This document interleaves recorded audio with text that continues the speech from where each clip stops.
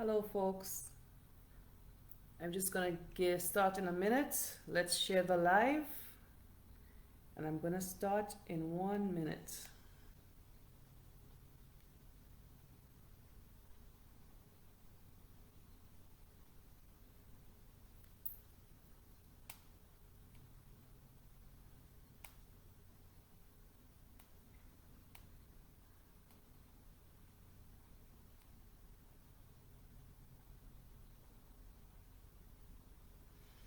Share the live to all your Facebook pages, all your WhatsApp groups, to your own profile. Share the live, and I will start shortly.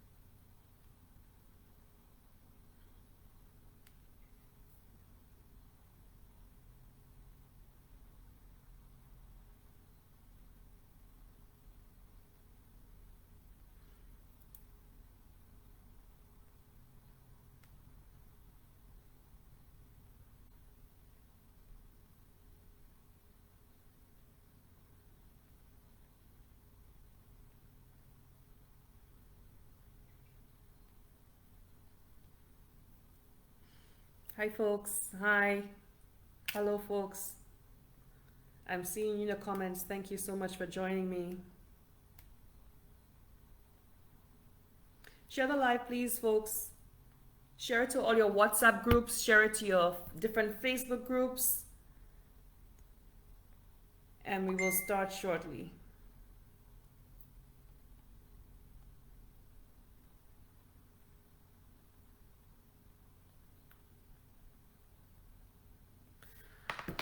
Okay.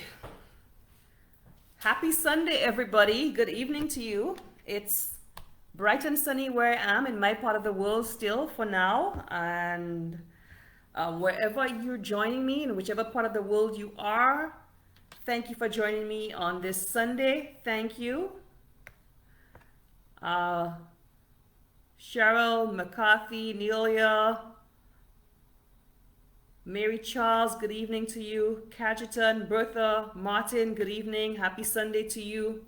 Happy Sunday, folks. Happy Sunday. Please share the live, and I'm going to start very soon.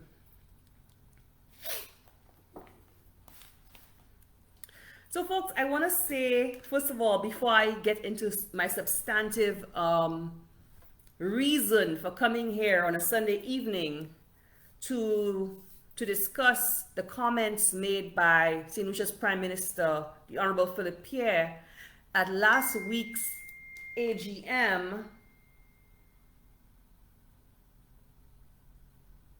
Sorry, just give me 1 second, please.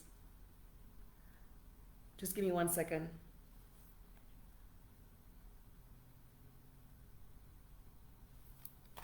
Sorry, just give me 1 second. Somebody wants the link to this live. Just 1 second.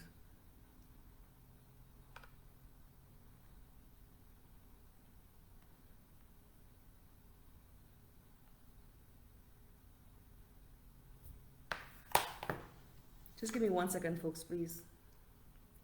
Port services and transport. I can't share that link with you right now. The person who's asking me to share that link with them right now, I have my stuff lined up on my phone and on my iPad. This is being streamed live from the supporters of the United Workers' Party page. Please share the live to the different WhatsApp groups. People are looking for the link for this live. I can't continue to share it because I have stuff lined up on my phone and my iPad, which I want to bring to you. So I don't want to disrupt the sequence of things. So please share the live, and hopefully the people who are asking me for the link right now will get it. Thank you for tuning in. So the Prime Minister was at the AGM, the SLP's AGM in Soufriere last week, and he made some very, very, very unfortunate remarks. And I actually was very shocked when I listened to him, and I actually wanted to go through and dissect every single one of it. But first of all, I want to start off. I want to say a special congratulations to the Flubble Toronto Caucus, which has officially started as of today. So thank you to the Flubble Toronto Caucus that we have a new executive. And I'll just explain to you what this is. So thank you to Terrell Prudent, who basically initiated the mobilization of the Toronto group. So we all saw the fantastic job he and the folks in New York did, Donna Bruett, Ian Cauldron, and so many others did in mobilizing the New York chapter. And you saw a couple of weeks ago, we were in New York where we went down and Uncle Shas was there, Guy Joseph was there, a few other people were there. The Sky FM crew were there to really get the diaspora engaged and mobilized. And the New York chapter, listen, I went down, I was so very, very, very proud of the UWPs in New York. The level of energy and enthusiasm and passion and camaraderie I saw at that event, I was very heartwarmed. And I am so happy for the organizational skills of Terrell Prudent and the people in the New York chapter who supported him getting that group mobilized. And you saw it was streamed live what the fundraiser for Sky FM was. So congrats to you, Terrell Prudent and the New York chapter, and thank you for basically initiating the process of getting the Toronto chapter mobilized. So today we had our first meeting, and an executive was selected, and the Toronto chapter is a group that is going to basically start the momentum to go across Canada and to get the rest of Canada mobilized, basically. So as you know, in Canada, Toronto probably has the biggest number of people, of SaintLucians living within Canada. Of course, you have Edmonton, Calgary with SaintLucians as well. You have all across Canada, but Canada's a very, very, very big country. So we first have to get the Toronto chapter mobilized and ready to go. And we have an outreach officer, mobilization officer who will actually reach out, and I'll explain that process as we go along. So we have a new executive that was selected to head up our Toronto chapter, chaired by yours truly, Minerva Ward, as chair. Thank you so much. As vice chair, we have Cheryl Francis. So thank you, Cheryl Francis. I look forward to working with you. I know your organizational skills are second to none. You're very much on the ball, very organized, very strategic in your outlook. In terms of organization, you have that. So thank you so much, Cheryl Francis. You'll be an excellent vice chair, an excellent support to me in my role as chair. We have Efriana Flood Kadas as the PRO of the Toronto Flubble Caucus. So thank you, Efriana, for stepping up to the plate and volunteering your time as we go out there and get our Canada Caucus organized and our Canadian Flubble people organized and ready to go. Our secretary, we have Ravi Lamontine. So thank you, Ravi, for stepping up to the role of secretary of the Toronto Flubble Caucus. We have our mobilization officer, Geisha Henry. So thank you, Geisha.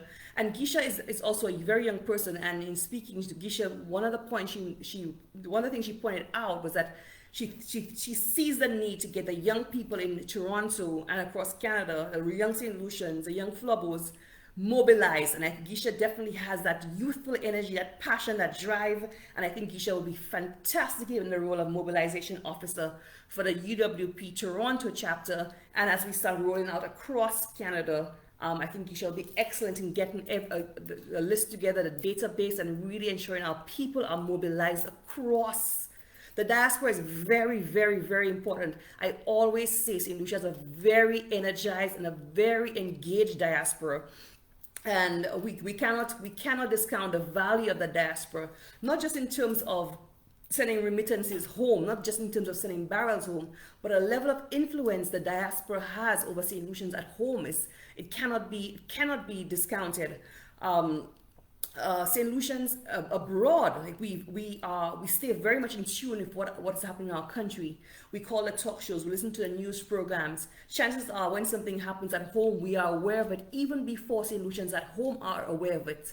We have not turned our backs on our country. We love our country just as much as we are home. I think the words of our national anthem, "Wheresoever you may roam, love, oh love, our island home," I think it rings true for all of us. No matter where we go, no matter what professional careers we have, no matter how far we move up in our different careers or business ownership in Canada, in the US or the UK, wherever we go, and we become professionals, we have our own thing going on. We are St. Lucians. We are unapologetically St. Lucians, and we have a voice, we have a say in the national discourse of our country, the country that we love, and none can take that away from us. None can take that away from us. I always say I was born at Victoria Hospital, and even if I become the Prime Minister of Canada, nobody can stop me from speaking on any issue to do with my country that I was born and raised in and I love dearly.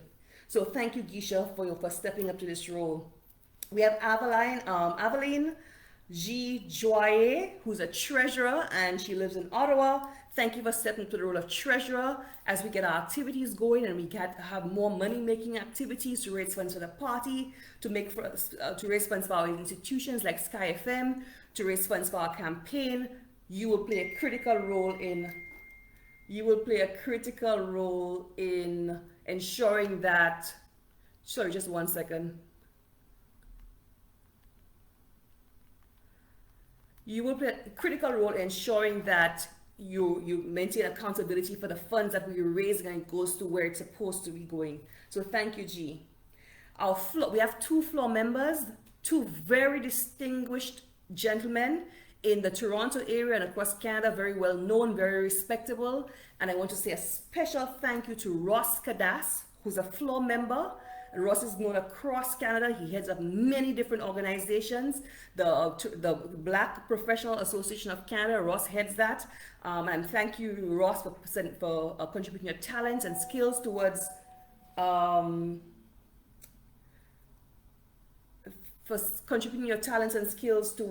what we're doing here. Just give me 1 second, folks. Sorry. And sport. Just give me 1 second. Sorry.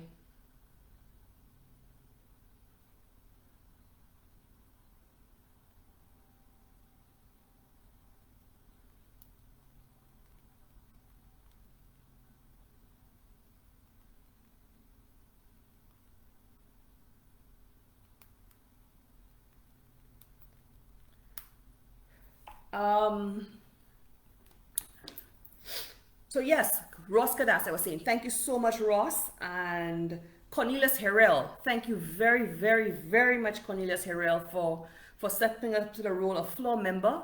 I think we have a very, very talented executive in the Toronto group, and this group will, like I said, start the momentum and the ball rolling for what happens across Canada for our Flubble Canada Caucus. So again, I'm the chairperson. Cheryl Francis is the vice chair. Efriana Flood Cadas is the PRO. Ravi Lamontagne is the secretary. Geisha Henry is the mobilization officer.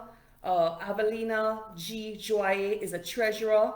Ross Cadas and Cornelius Harrell are floor members in the Toronto Flubble Caucus. Thank you very, very, very much.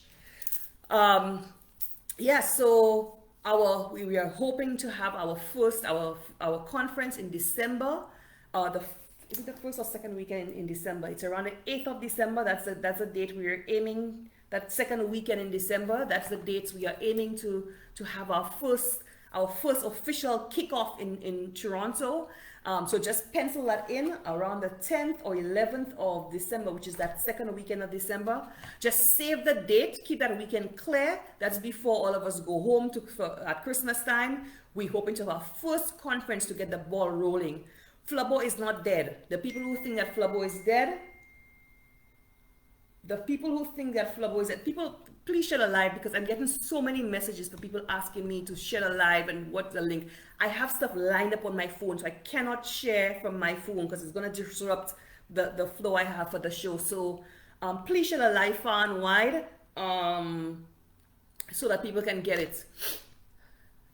Just give me 1 second. Let me try to just share it from the screen. I'm sorry for the interruption.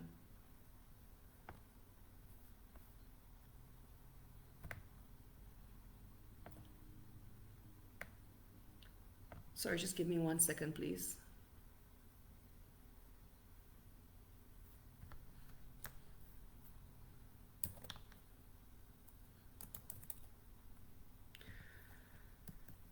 Yeah.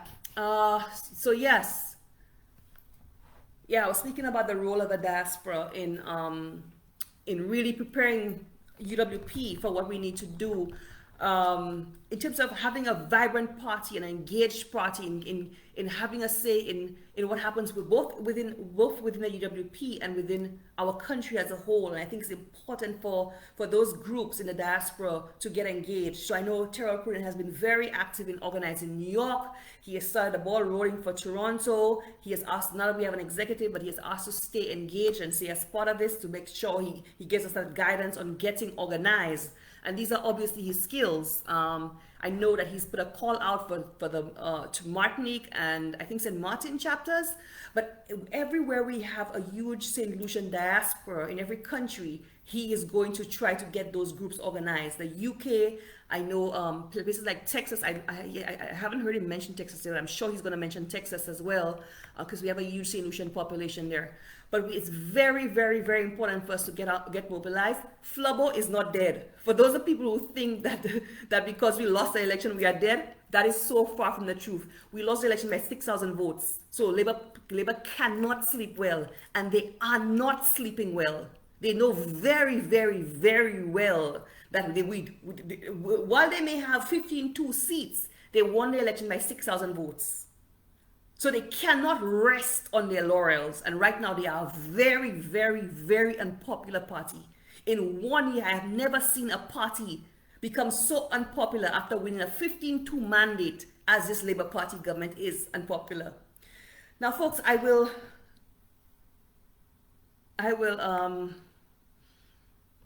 so the Prime Minister, the Labour Party, had their AGM in Soufriere last Sunday.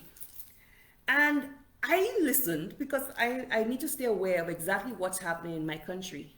And I was appalled at a number of speakers, including Alva Baptiste, including Emma Hippolyte, including, I keep forgetting her name, the one from Babano, Poyot. I forget, she's like, you see, the fact that I'm not even remembering their names, that says a lot. The one from Babano, Poyot. They made a lot of some statements that were mind-boggling, and I would love to go through the entire context of what was said last week Sunday in Soufriere, but for the reasons of time, I'm just going to go through Philip Pierre's, and I'm actually going to and I apologize in advance because people have messaged me and to say, I hope you're not going to play Philip Pierre's speech. I have to. I know that what he says irritates a lot of people and has your blood boiling. Could you imagine me? My blood was boiling listening to it. But I have to go through and play his statements to actually dissect with laser precision what he said and to debunk certain things and to call him out on certain things. Because these guys think that because they're within a Labour Party audience, because they're not speaking on a national platform, they're speaking in a Labour Party forum in Soufriere, that they can get away with what they're doing. But at the end of the day, Philip Pierre is the Prime Minister of St. Lucia. And wherever he goes, he will be speaking as the Prime Minister of St. Lucia. This thing was live streamed to St. Lucians around the world, so he cannot hide behind, oh, I'm just talking within the Labour Party. He is the Prime Minister of St. Lucia, and he cannot get away from that. So I'm going to go through the Prime Minister's statements and really stop the video and call him out and challenge him on certain things he has said.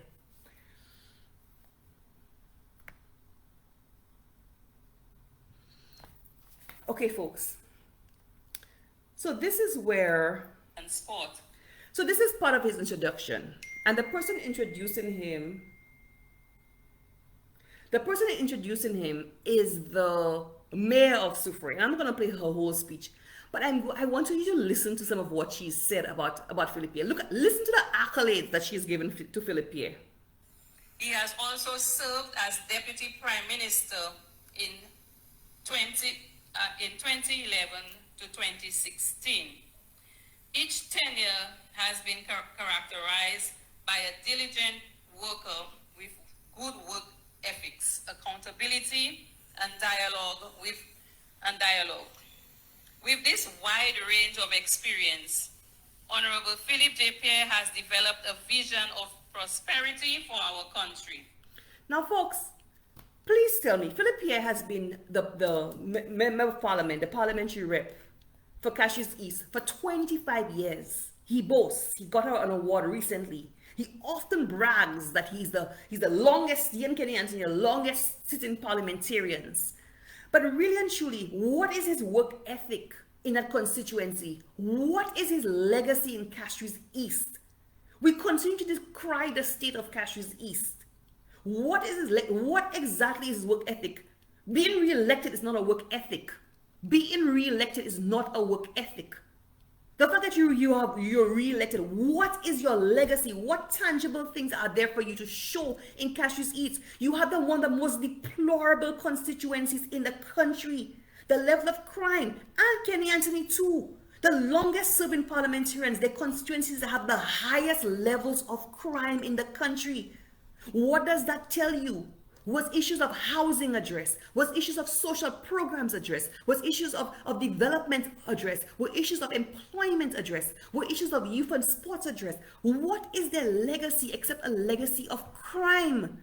So when she says that he has a work ethic, where is it? When she says that he has a vision, what is the vision? I have been begging, and I'm not sure I'm not the only one. What is Philip Pierre's vision for St. Lucia? What is his vision for St. Lucia? I have not been able to hear him articulate one.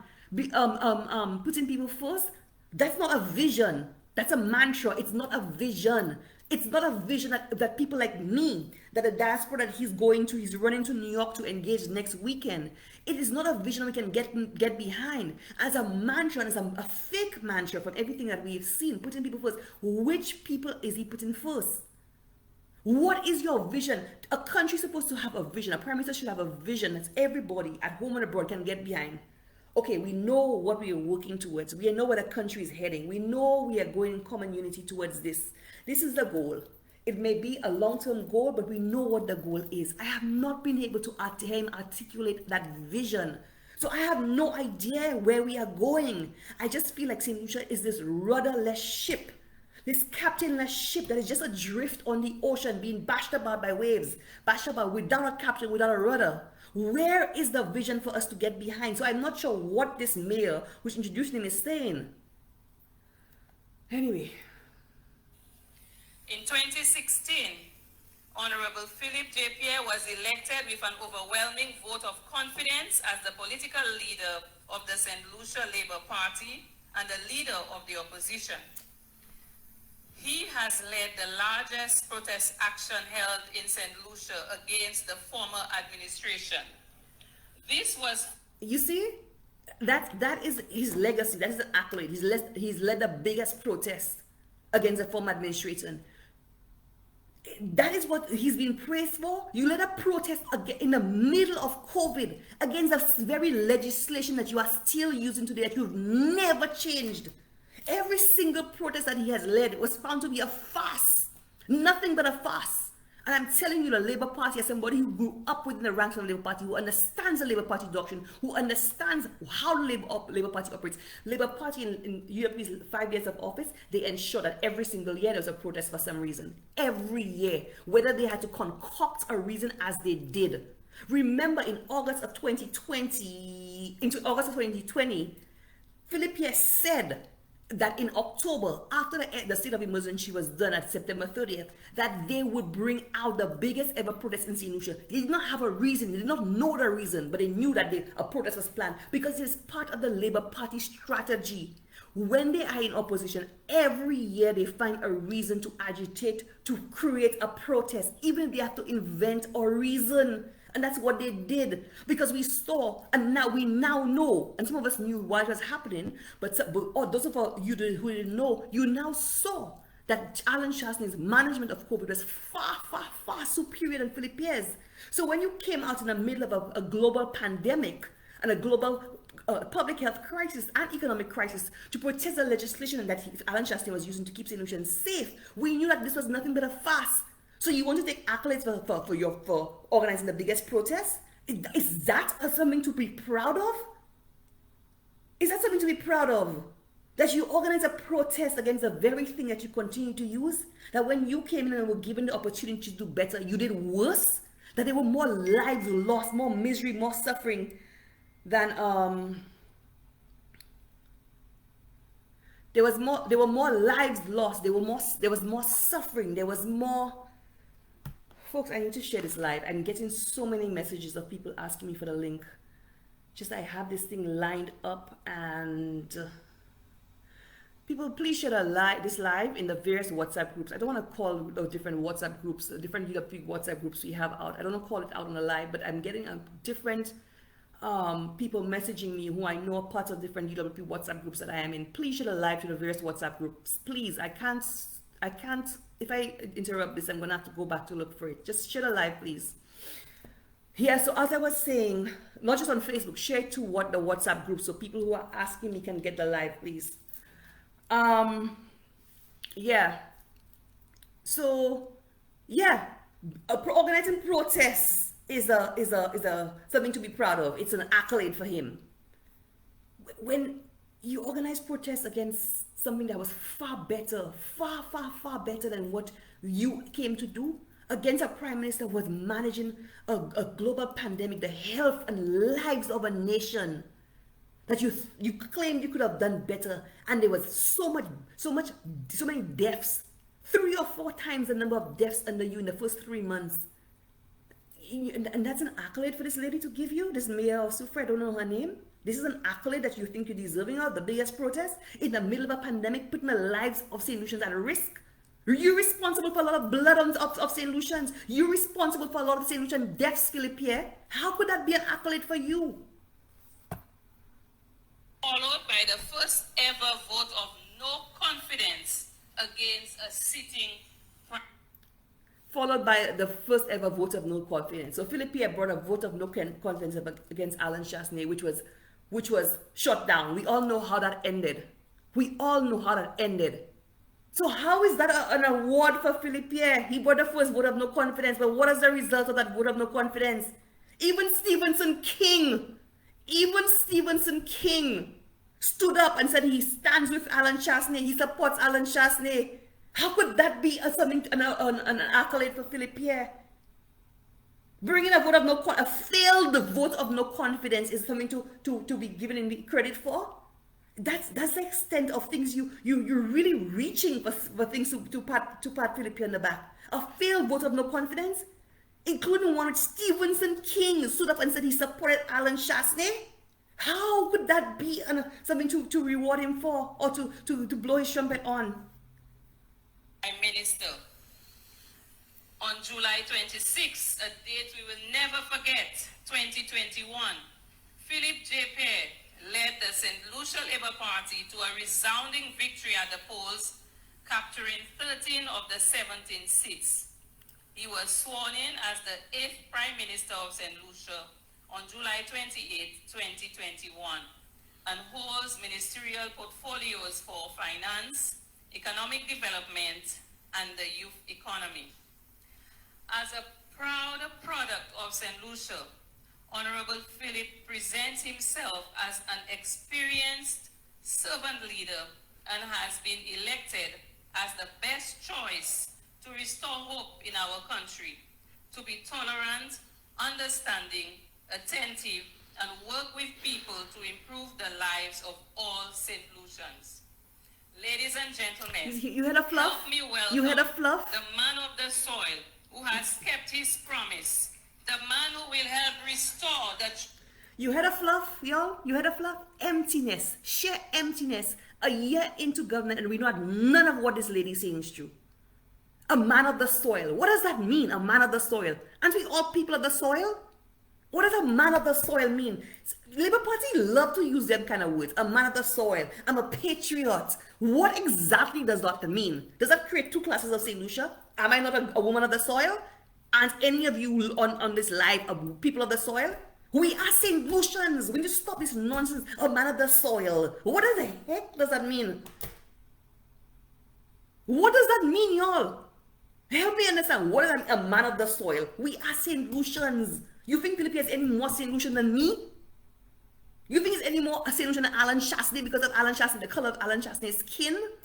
We need to stop this kind of divisive rhetoric in the Labour Party keeps perpetuating. A man of the soil. What does that give him? Does that give him some kind of access the rest of us don't enjoy?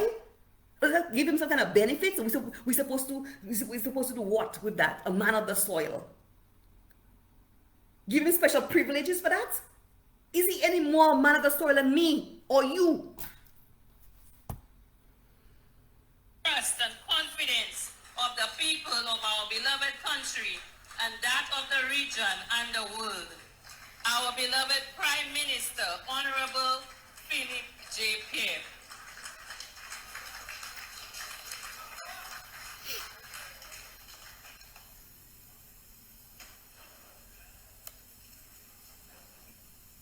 Thank you very much, Madam Mayor. Thank you very much for these kind words. Some of it, I wish they were true. You could say that again. Appreciate it. You could say that again, because even you know it's not true. Recognize the lady of the moment, the parliamentary representative for Soufriere. The last one is extremely important, cooperatives. And I'll tell you what did this evening. So I may ask them to remain for a caucus. Sam Oje, a round of applause. Long before talk to Sam, we're not where it is today. We have everything about your mother, all kind of things. Right now, we fight elections on computers, we have WhatsApp, we have all kind of things. We have T-shirts, we have kind of things. In those days, fighting elections, so you have to be on the ground. You have to walk, you have to find out everything about your mother. What you didn't know, they'll tell you. What you think you know, they'll still tell you. And you have to really walk the ground. And Sam did that. And I said to Emma, we need the computers, we need the WhatsApps, we need Facebook, we need all that, we need all the technology, but we need to be on the ground. And Sam is a man who will put us on the ground. I want to recognize Senator Lisa, the youngest member of our Tuesday. Herod Tuesday. Today is Tuesday. Listen to this. Who's Tuesday? Right on. But you know whose Tuesday is? Today is Herod Tuesday. Herod stood in the Parliament of SaintLucia. Kenny Anthony and myself are the longest standing parliamentarians in SaintLucia. As we speak, Herod stood in the Parliament of SaintLucia in his first response to a budget. Instead of speaking about what he will do for Soufriere in his hour, he spent 44 minutes and 60 seconds attacking me. He attacked everything he could say about me. He said I should have skyscrapers in Marchand. He said I'm useless. He said all kind of things, Herod. I sat back in my seat and I said, you not coming back here. Now, folks, I see somebody say I can't listen to this. Y'all, this is the Prime Minister of SaintLucia. This is our Prime Minister of SaintLucia, and we don't have the appetite to listen to him. This is a Prime Minister of SaintLucia who is so petty. He is so petty. He goes to an AGM and instead of inspiring any level of hope, he comes and just, it's like, he declassing the thing. You're like to use the word declassing, but I'm going to use it. You're declassing the thing. You're rubbishing the thing. You're taking the thing down to the most rubbish of levels. You, instead of inspiring any level of hope, in Herods Stanislaus' first sitting of Parliament, he came and attacked you. And you think you should not be attacked because you're the longest serving MP. You in Parliament. Your MPs are all on Alan Chasney case, including the youngest of them, including Jeremiah Norbert. On his first sitting of Parliament, he was on Alan Chasney case. Jeremiah is a very young man in his 20s, and he's on Alan Chasney case, a senior parliamentarian, leader of the opposition. So what? You exempt from being challenged because you what? Because you're there for 25 years? Look at Soufriere, how Herods Stanislaus transformed Soufriere in 5 years, 2 of which were a global pandemic. Look at the state of your constituency. Look at the state of Marshall. You don't believe you're supposed to be challenged? Look at what Herods Stanislaus has done in Soufriere. And you think you should not be challenged? Look at your constituency in 25 years. Philippe Pierre is of this old school mentality. You know, they've got an old school mentality that believe because you're in a job for 25 years, by virtue of tenure or by virtue of how long you've been there, you're supposed to, you are entitled to promotion. That is Philippe Pierre's mentality. Forget competence, forget performance, forget about your ability to move the company forward. But because you're sitting on a chair, you come to work every day, you're pushing paper around on your desk for 25 years, that you're entitled. That is that kind of old civil service mentality that does not exist anymore. But Philippe Pierre still holds on to that kind of mentality. That is not how the world works, Philippe Pierre. In 5 years, Herods Stanislaus transformed Soufriere. Give Jack his jacket. I have never seen any constituency transform how Herod transformed Soufriere in 5 years. You have been there for 25 years. You have not put down a tenth of the work Herod has done in Soufriere. So don't come there and brag. Don't come there and brag. You say Herod.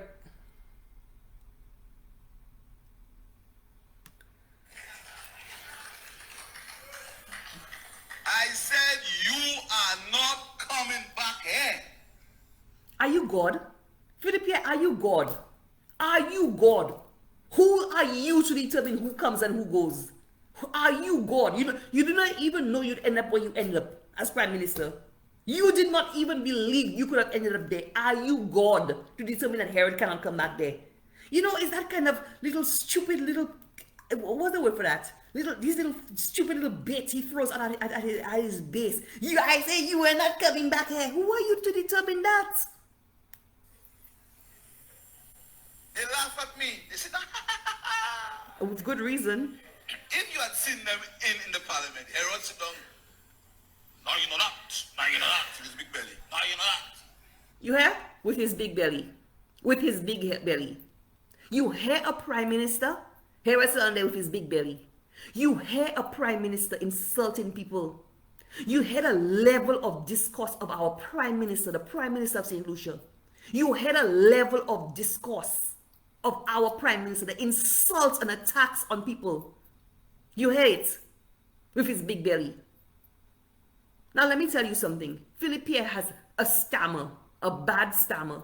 And I have maintained, and I will continue to maintain, that I will never, ever, ever, ever criticize any human being for any physical deformity, any physical impediment, anything they can't control. I will never do that. I will criticize Philippe Pierre for the content of what comes out of his mouth. I will never, ever criticize Philippe Pierre for his stammer. But for a man who has had to battle such a stammer, he should know better than to be the name calling, the insult. And this is our prime minister, y'all. This is our prime minister. This is our prime minister. Engaging that low level of name calling and attacks and insults. Somebody asked me, why can't they share the live? I'm not sure. You should be able to share the live. It's from the supporters page. Check the supporters of the United Workers' Party page.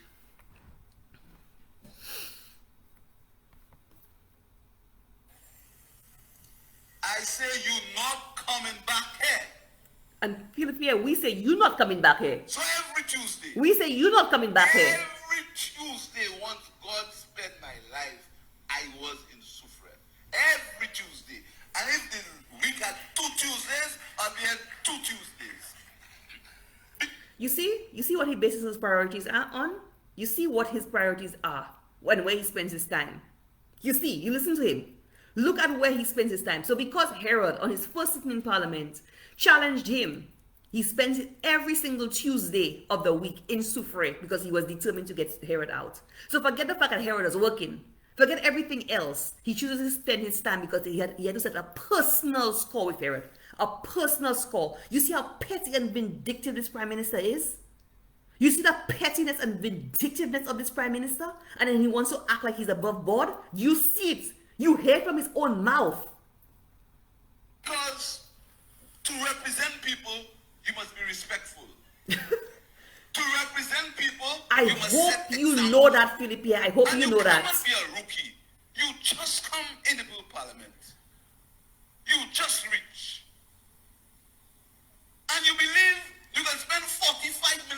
Listen to this. Listen to this. When I Listen to didn't this. even know the boy. You see? Listen to his disrespectful language when I didn't even know the boy. Listen to his disrespectful language because I didn't even know the boy.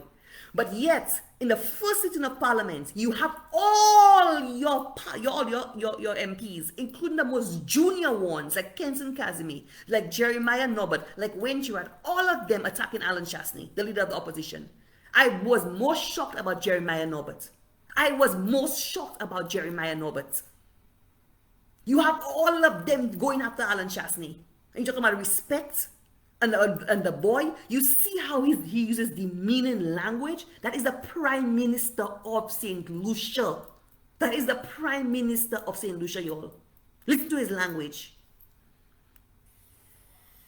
I knew nothing about him. I never... Last elections, who ran Soufriere? Mose. Mose ran Soufriere. I came to Soufriere. I never attacked Herod. But I never said anything about Herod. I didn't get involved in that. But he believed I was his project because Guy Joseph and Alan Chasney tell him, go for me, go for me. But you see, look at where he is and look at where Guy Joseph is. Look at where they are today. Pierre, this is politics. This is politics. This is politics. Yeah, you riding high. You riding high, the Prime Minister. Look at where they are today. Look at where they are today, heckling. This is politics. Sometimes you win, sometimes you lose. You're supposed to know that. You are supposed to know that. Look at where they are today. Somebody says, when people stay in position too long, that's what happens. Exactly. The man spent the entire address talking about who attacked who. This is politics. Who attacked him? A thin-skinned Prime Minister who cannot take criticism. A thin-skinned, petty Prime Minister who cannot take criticism.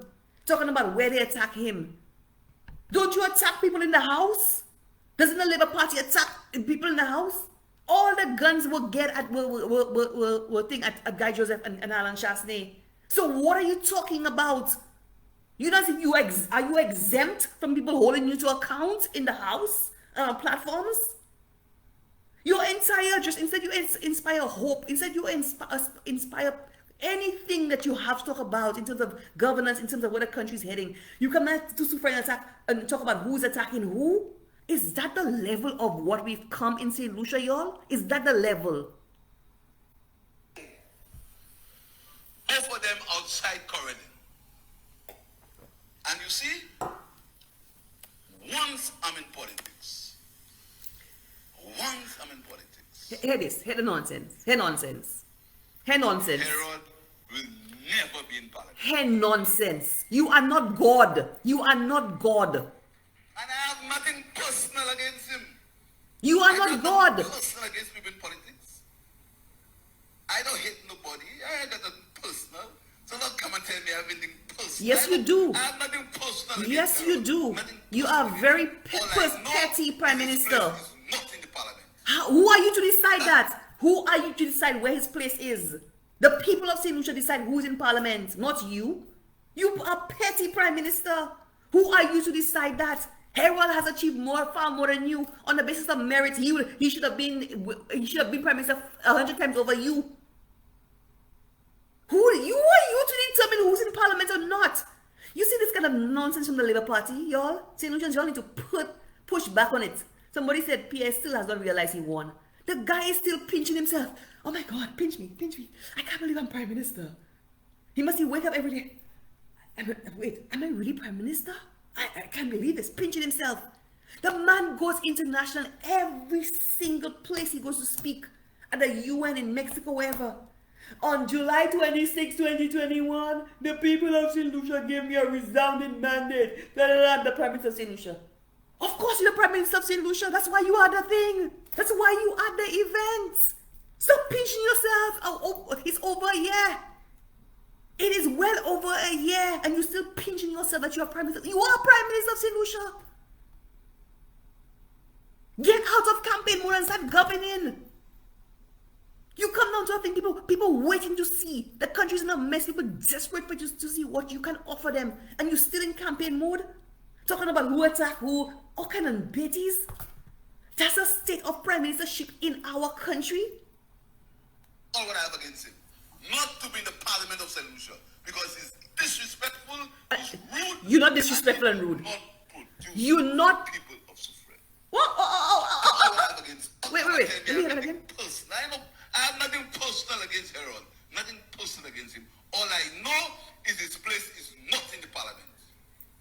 That's all what I have against him. Not to be in the Parliament of SaintLucia because he's disrespectful, he's rude, and he did not produce for the people of Soufriere. Could you believe Philippe has the audacity? Could you believe Philippe has the audacity to say Herods Stanislaus did not produce for the people of Soufriere? Could you believe this man has the audacity to say Herods Stanislaus did not produce for the people of Soufriere and that he's rude? You don't have rude parliamentarians on your side? Richard Frederick is not rude? Ernest Hill is not rude? All the guns that get at Chasney. Rudeness exempts you from being in parliament? When most of you are supposed to be out. And you have the heart, Philippe Pierre, to say Herod did not produce for the people of Soufriere? I tell you, I remember when I came home, Christmas of 2019, my friend Jana, she said to me, Minnie, Soufriere is transformed. When you drive through Soufriere, you'll be shocked. I did not understand what she said until I went into Soufriere, and I was shocked at the transformation in 3 years. That's 2019, eh? In 3 years. In 3 years, I would not believe the amount of work that went down in Soufriere. From the time I drove into Soufriere, the whole the bus area, the market, the redevelopment of the waterfront, the Sulphur Springs, the mini stadium, and there were so many other things in Soufriere. Herods Stanislaus transformed Soufriere into a new Soufriere. I could not believe the place I was driving in. And you had the guts, Philippe, to say Herods Stanislaus didn't perform. If only Marshall looked like how Herod have Soufriere. If only Marshall can look like that. You have the guts to say Herods Stanislaus did not perform? You see Philippe joking? You see Philippe needs leaks for that statement?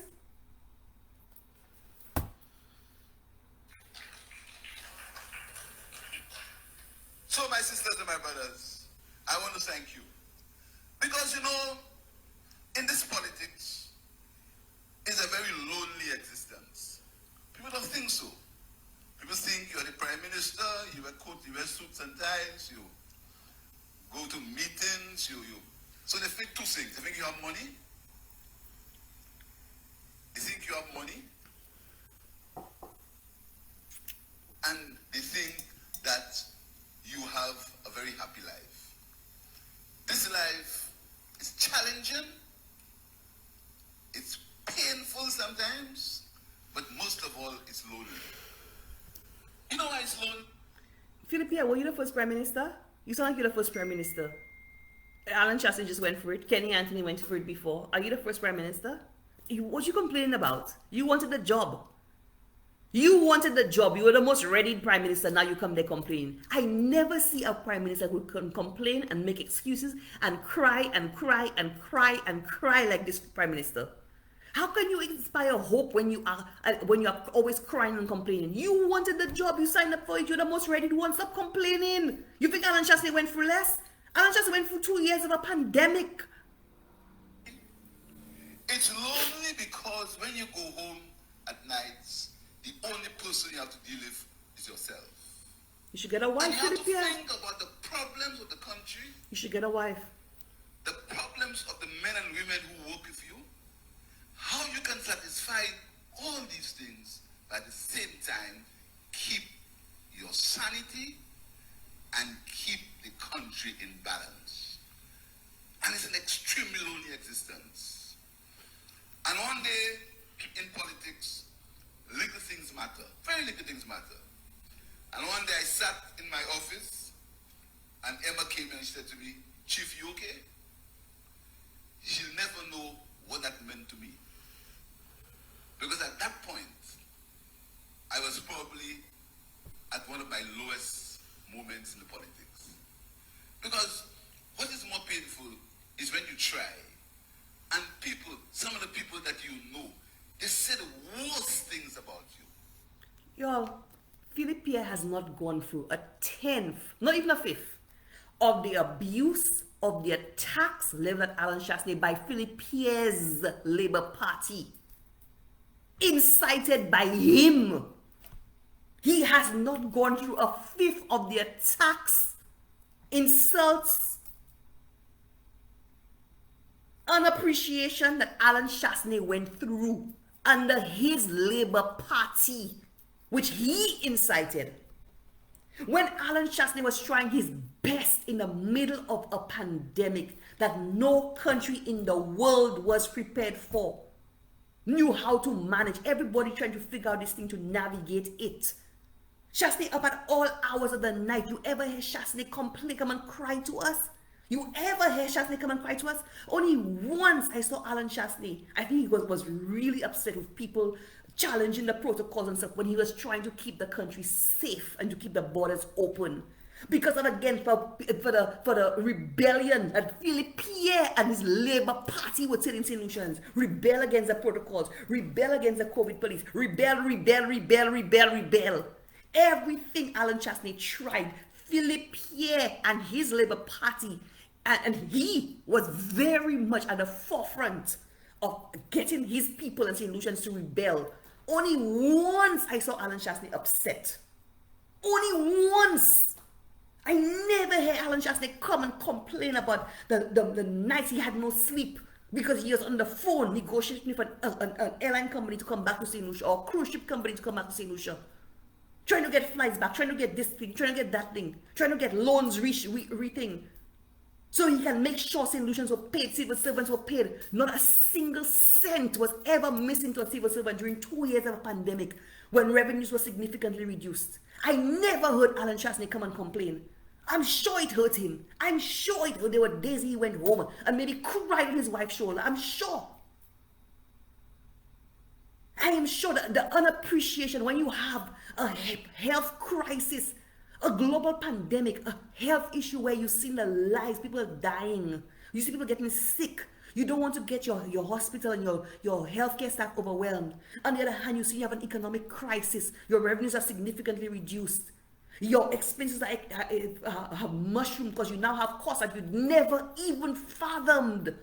And he's trying to get people to manage lives and livelihoods. He has those two things managed, and you, Philip Pierre, came in and asked people to rebel against him. You played a race card. You played racism. You played a dirty game of rebellion.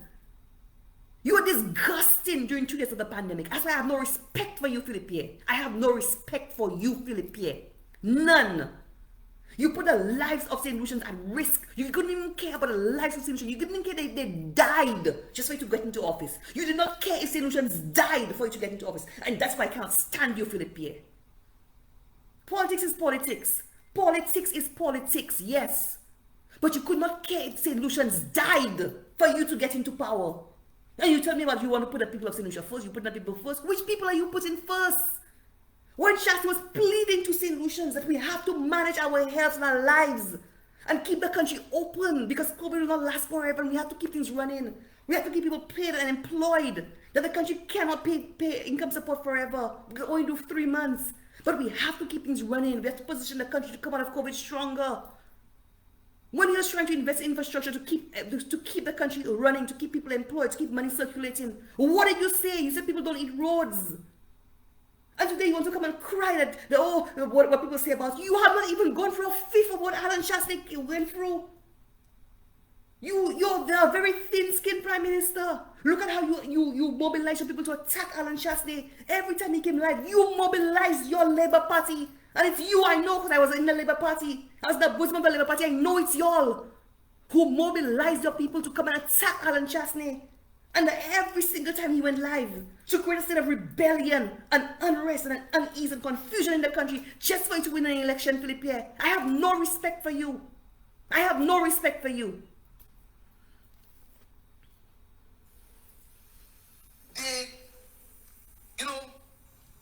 Sometimes when I read what people write about us on Facebook, and us, because we're on this thing together, all of us, every one of us in this thing together. When I read what they write about us on Facebook, I wonder who they're talking about. Listen to this man complain. Who are they talking about? Listen to this man complain. You have not faced a fifth of what Alan Chastanet faced. You have not. Look at him. Listen to him cry. Listen to him cry. You are the ones who give us the courage. And you are the ones who won the Soufriere seat for the SaintLucia Labour Party. And you must give yourself a round of applause. And I don't want to keep you long. They say I'm the guest speaker. But I've spoken to you so many times. We've shared our dreams. Because when the UDP is talking about seats, they would lose. They never had Soufriere, you know. Say from Flubble, you again Soufriere. I remember in the parliament when we chose Emma, Alan Shasta pulled back in the seat. Who you with it? Anti-Emma? That's what he said. Anti-Emma? Scornful and disgusting. That's how. You're not scornful and disgusting. Philippa, you're not scornful and disgusting. Ernest Hill is not scornful and disgusting. Richard Frederick is not scornful and disgusting. Many of your members are not scornful and disgusting. You are scornful and disgusting. Stop your thin-skinned nonsense. Always come and cry for people when you know better. Scornful and disgusting. Is Anti-Emma. Who is on the cross? Guy Joseph. Who are going with Emma? Look, listen to a Prime Minister. Listen to our Prime Minister, y'all. Listen to our Prime Minister. Where are they now? Listen to our Prime Minister. And Listen to this. Herod. Listen to this. Herod used to laugh. Listen to this. Listen to this petty man. Listen to this petty man. Petty, thin-skinned, childish man. They never thought that would happen. You, just like you never thought you'd be Prime Minister. They never thought that would happen. You never thought you'd be Prime Minister either. But one day, Sean Edwards makes me laugh. He said to him,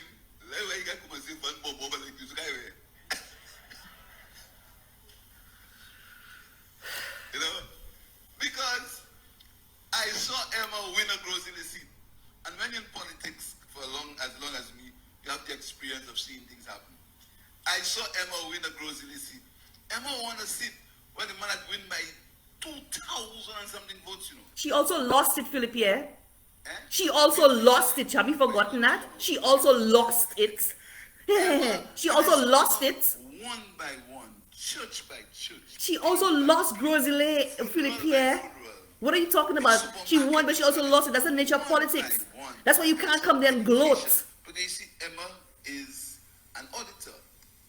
So chartered accountant. And in the business of auditing, you must be patient. I want you also to be patient. Because I know that you'll say, y'all say this about this and that. Yeah, you want that.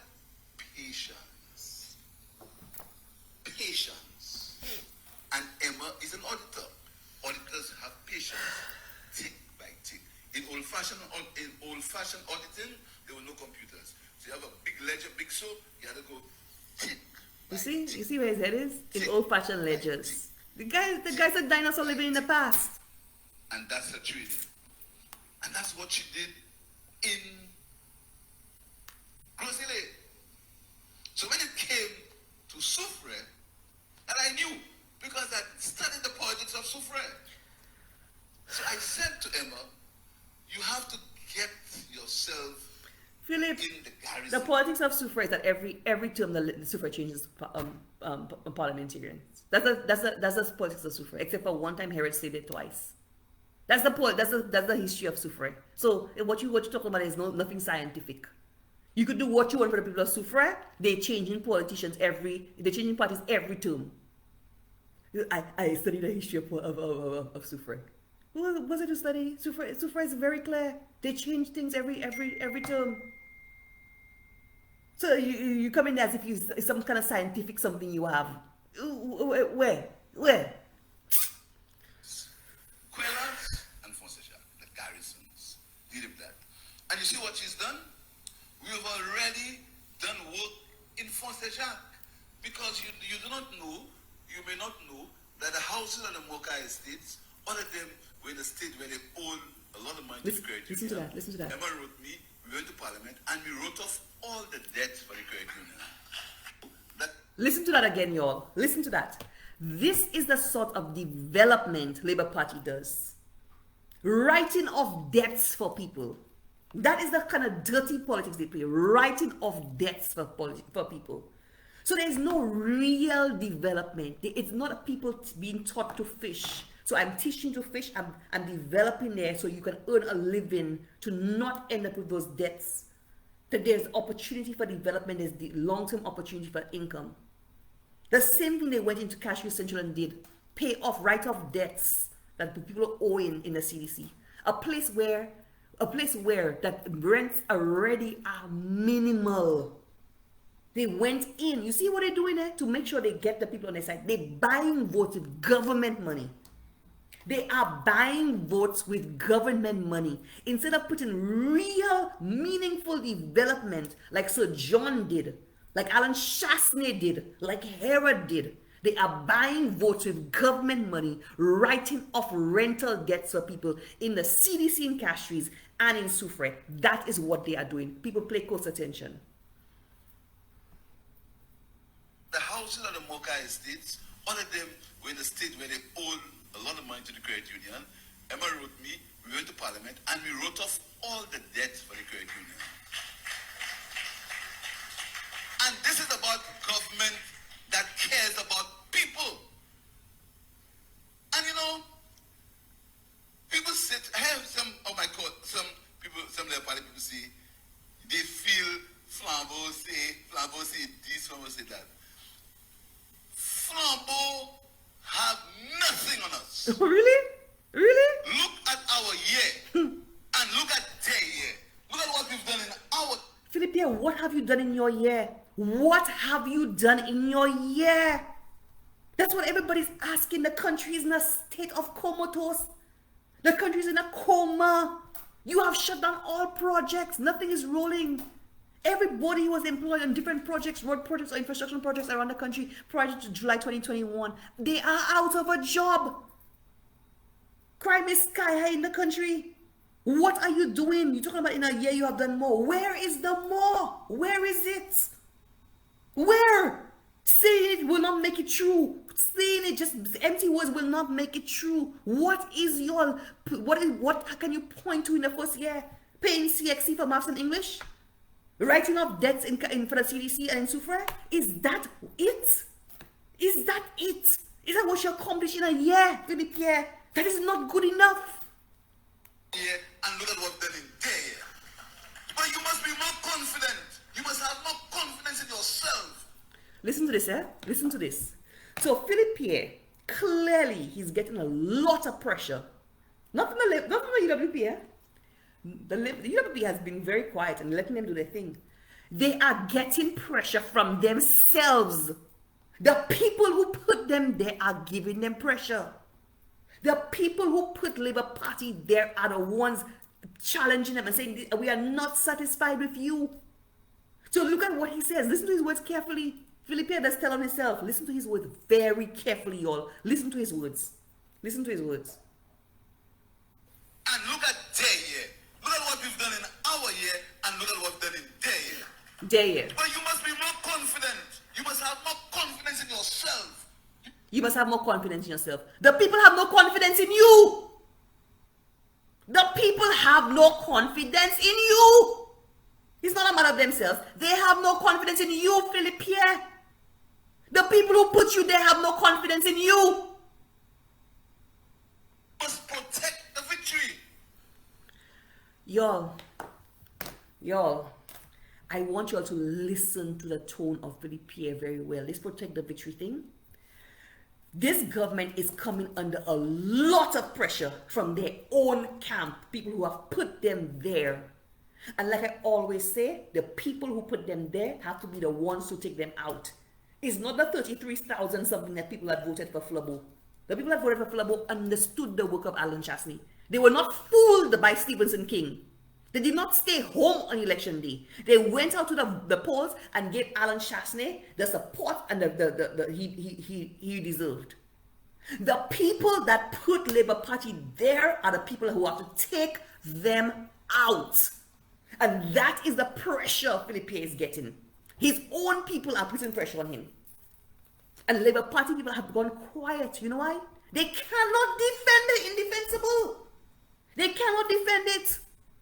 So apart from a few fake fake profiles like the Sweaty Palms and the Burnett Bond campers and the Rosie Fridges of the most people of the world that are busy creating fake profiles and attacking everybody on all kind of manner of something.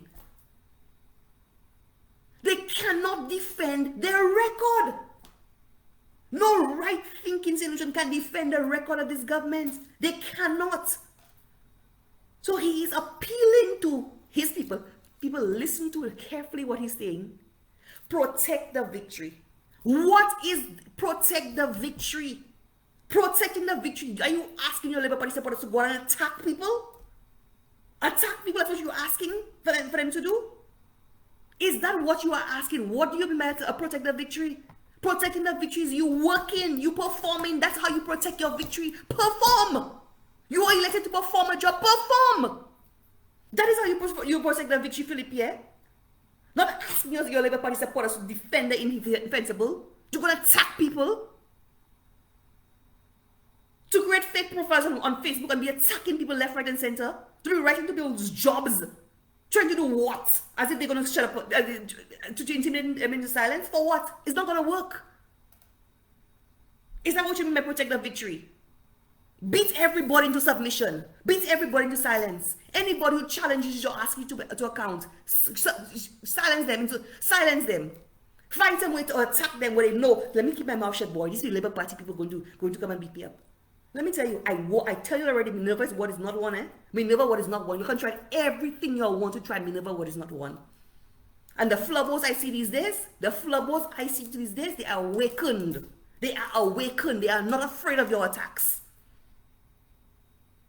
And apart from Flubble and Labour, the independent voter who ultimately decides on elections, they have no loyalty to any party.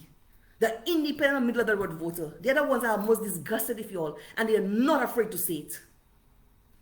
There's the people that vote wherever, they may vote Labour one time, Labour Party, UWP one time. These people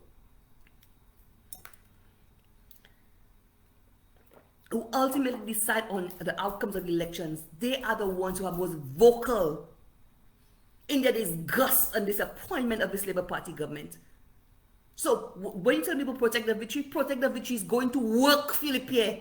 Go to work. Work for the people of SaintLucia. That's what you're elected to do. Listen again. Look at what we've done in our year and look at what's done in their year.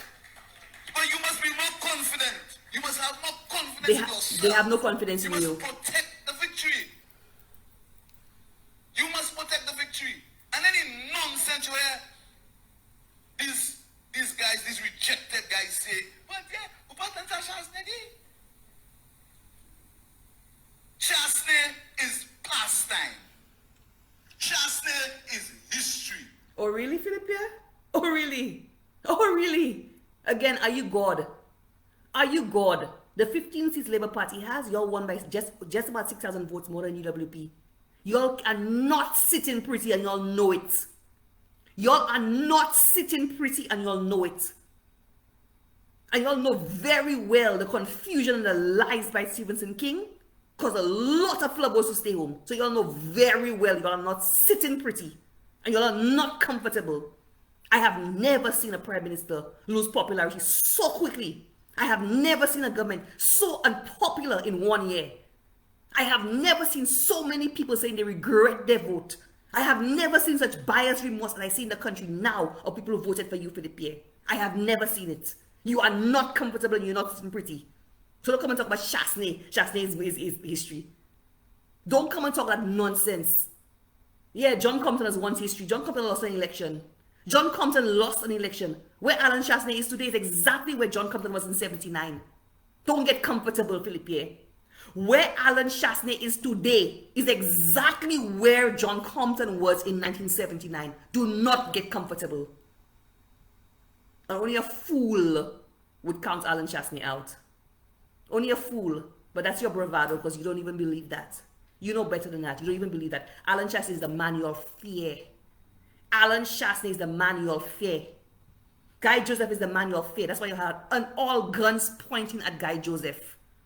That's why you all had all guns pointed at Guy Joseph. Anybody you all fear, you'll have all the guns pointing at them. Only a fool would count Alan Chasney out. Just like you counted John Compton out in 79. And St. Lucia gave you a chance. And look at the mess Labour Party made of St. Lucia. Look at the mess. Look at the mess Labour Party made of St. Lucia. John Compton had to come back and save St. Lucia and clean up St. Lucia. You made a mess of our independence. I saw an interview with John Compton on the eve of election. And you'll cause so much confusion among St. Lucians about independence. You all opposed independence. You all opposed St. Lucia becoming independent. Yes, John Compton lost the election in 79. Because of, again, the confusion, just like you all created in 2021. This is nothing new. St. Lucians have seen it. St. Lucians who have been around have seen exactly what this is. They have seen it. And just like John Compton, the country had to beg for him to come back, they will beg for Alan Shastin to come back. They have already started begging, and you all know it. And that's what is not fair. You all are afraid. You all are afraid of Alan Shastin.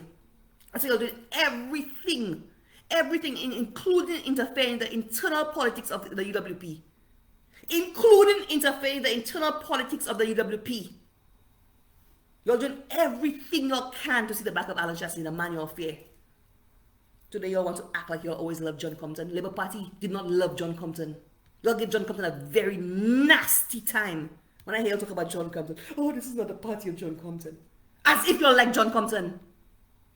As if you had any respect or regard for John Compton. Oh, this is not a party of John Compton. That's why I hear Flubble repeating that nonsense that the Labour Party talking. You always get me upset. You'd swear Labour Party always like John Compton, eh? You'd swear. Oh, John Compton. This is not a party of John Compton. It's a Flubble. The Comptons. Oh, this is not a party of John Compton. Oh, John Compton must be rolling in his grave. Shut up. Shut up, Labour Party. Guy Joseph is history. We Are you God? Are you God? Y'all went after Guy Joseph, all kinds of allegations of corruption. Up to now, we have not seen a shred of evidence against it. A shred. Anybody's a threat to y'all, y'all come after them. Y'all come after me. Y'all started all kinds of lies, rumors, all kinds of things to get me to shut up. Nothing has worked. But that's what you all do. That is what the Labour Party does. And that's why Flubble we need to get ourselves together and protect our people. Anybody the Labour Party sees a threat, Alan Shastin, Guy Joseph, Minerva, what, they will come after us. They have. Protect our people. Protect our people. Stop repeating things you don't know about. Have you ever seen any evidence of corruption against Guy Joseph? But you're repeating, just stay home. Corruption. Where's the corruption? They can't tell you. But you'll believe Labour Party lies. You don't know how Labour Party operates. That's how Labour Party operates. You are not God, Pierre. the future of SaintLucia is SaintLucia Labour Party. And we have the policies and the programs, and by taking over the debt of the credit union. You're the future of the country, but you're talking about ticking in a ledger book. Ticking in a ledger book, but you're the future of the country. When I hear Mia Motley speak, to Congress on a session brought by Maxine Waters,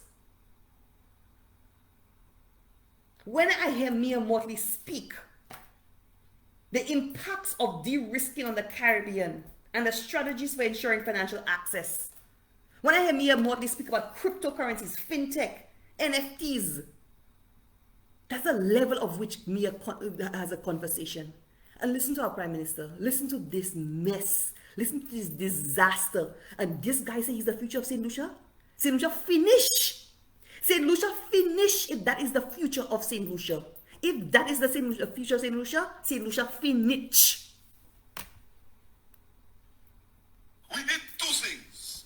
We strengthened an indigenous institution, the credit union, as I came back to cooperatives, and we liberated the people so they can own their houses. Yeah, you write off debts. That's your development. That is your model of development, writing off debts.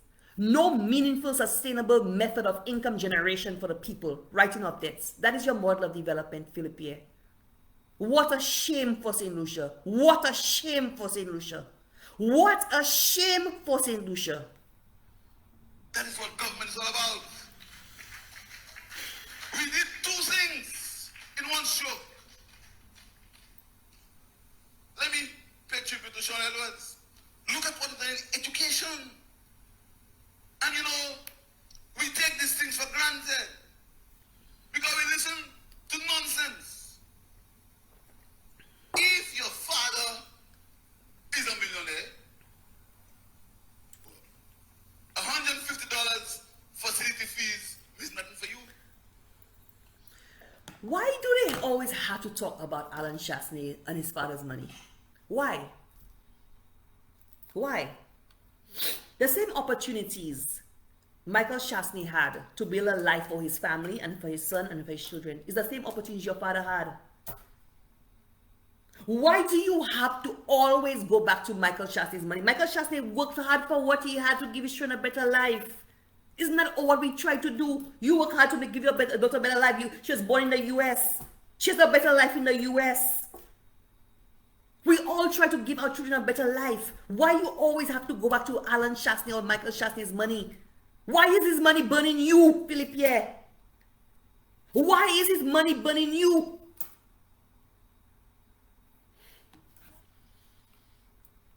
But if you work in and your salary is $1,000 a month, $800 a month, even $1,500 a month, and you have 3 children going to school, facility fees is $450, and that means a lot to you. So I don't want you to be ashamed. And I always said so in opposition. Labour Party people are too docile. Up to now, you're supposed to be still laughing. Listen to this nonsense. So again, it goes back to this whole thing about handouts. Pierre, what people want are meaningful employment, meaningful opportunity so they can pay their own facilities fees. That is what they want. Yes, there will be a section of St. Lucian population that will always need help. There is a section of the population that will always need help. But what people want are meaningful opportunities so they can take care of their children's needs. What they want is meaningful opportunities to take care of their children's needs, to pay their own CXC and their own school fees. Yes, there will be people who will always need help. Yes, give them help. But people not asking for blanket support for facilities fees. Give them opportunities. People want the opportunity to fish for themselves. Not for to sit down in their homes and you give them fish. Listen to this. Listen to the next thing Pierre has to say. Listen to this. So I don't want you to be ashamed. And I always said so in opposition. Labour Party people are too docile. Up to now, Labour Party people are too docile? Labour Party people are too docile.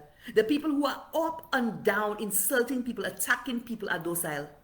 The Labour Party people who are up and down insulting and attacking everybody are too docile. The Labour Party people, if you organize a protest in 5 minutes, all of them out already, they're too docile. The up and down trolling Facebook, attacking, harassing everybody, and they're too docile. But listen to the Prime Minister who, when he was sworn in, said he'd be a Prime Minister for all people. Listen to the Prime Minister who promised to unify St. Lucians. Listen to his words very carefully. Look at this Prime Minister asking people for division, and for one set of people to be attacking the other. Listen carefully to this Prime Minister. Listen to this Prime Minister. I have to put quote unquote because this man cannot be a Prime Minister. This man cannot be a Prime Minister. Listen to this. So I don't want you to be ashamed. And I always said so in opposition. Labour Party people are too docile. Up to now, you're supposed to be still laughing at Flubble when you should tell them, "Zot pet." You lose. That's what you should be telling them. Could you imagine? But you feel afraid, but yeah. Could you imagine a Prime Minister?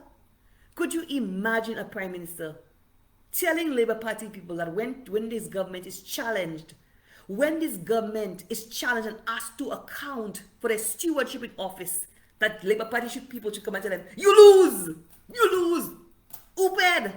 That is a Prime Minister, y'all? Is this a schoolyard? Is this back in primary school? Belelesh? That's a Belelesh Prime Minister? That is the Prime Minister St. Lucians elected? A country with 2 Nobel laureates? And that is the Prime Minister we elected? You lose! You lose! That is the state of a Prime Minister. That is what he said in St. Lucians. That's a man who, when he was sworn in, told St. Lucians he's going to be a Prime Minister for all people.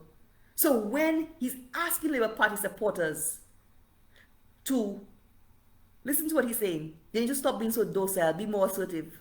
So go out there and protect. Listen to his words carefully, eh?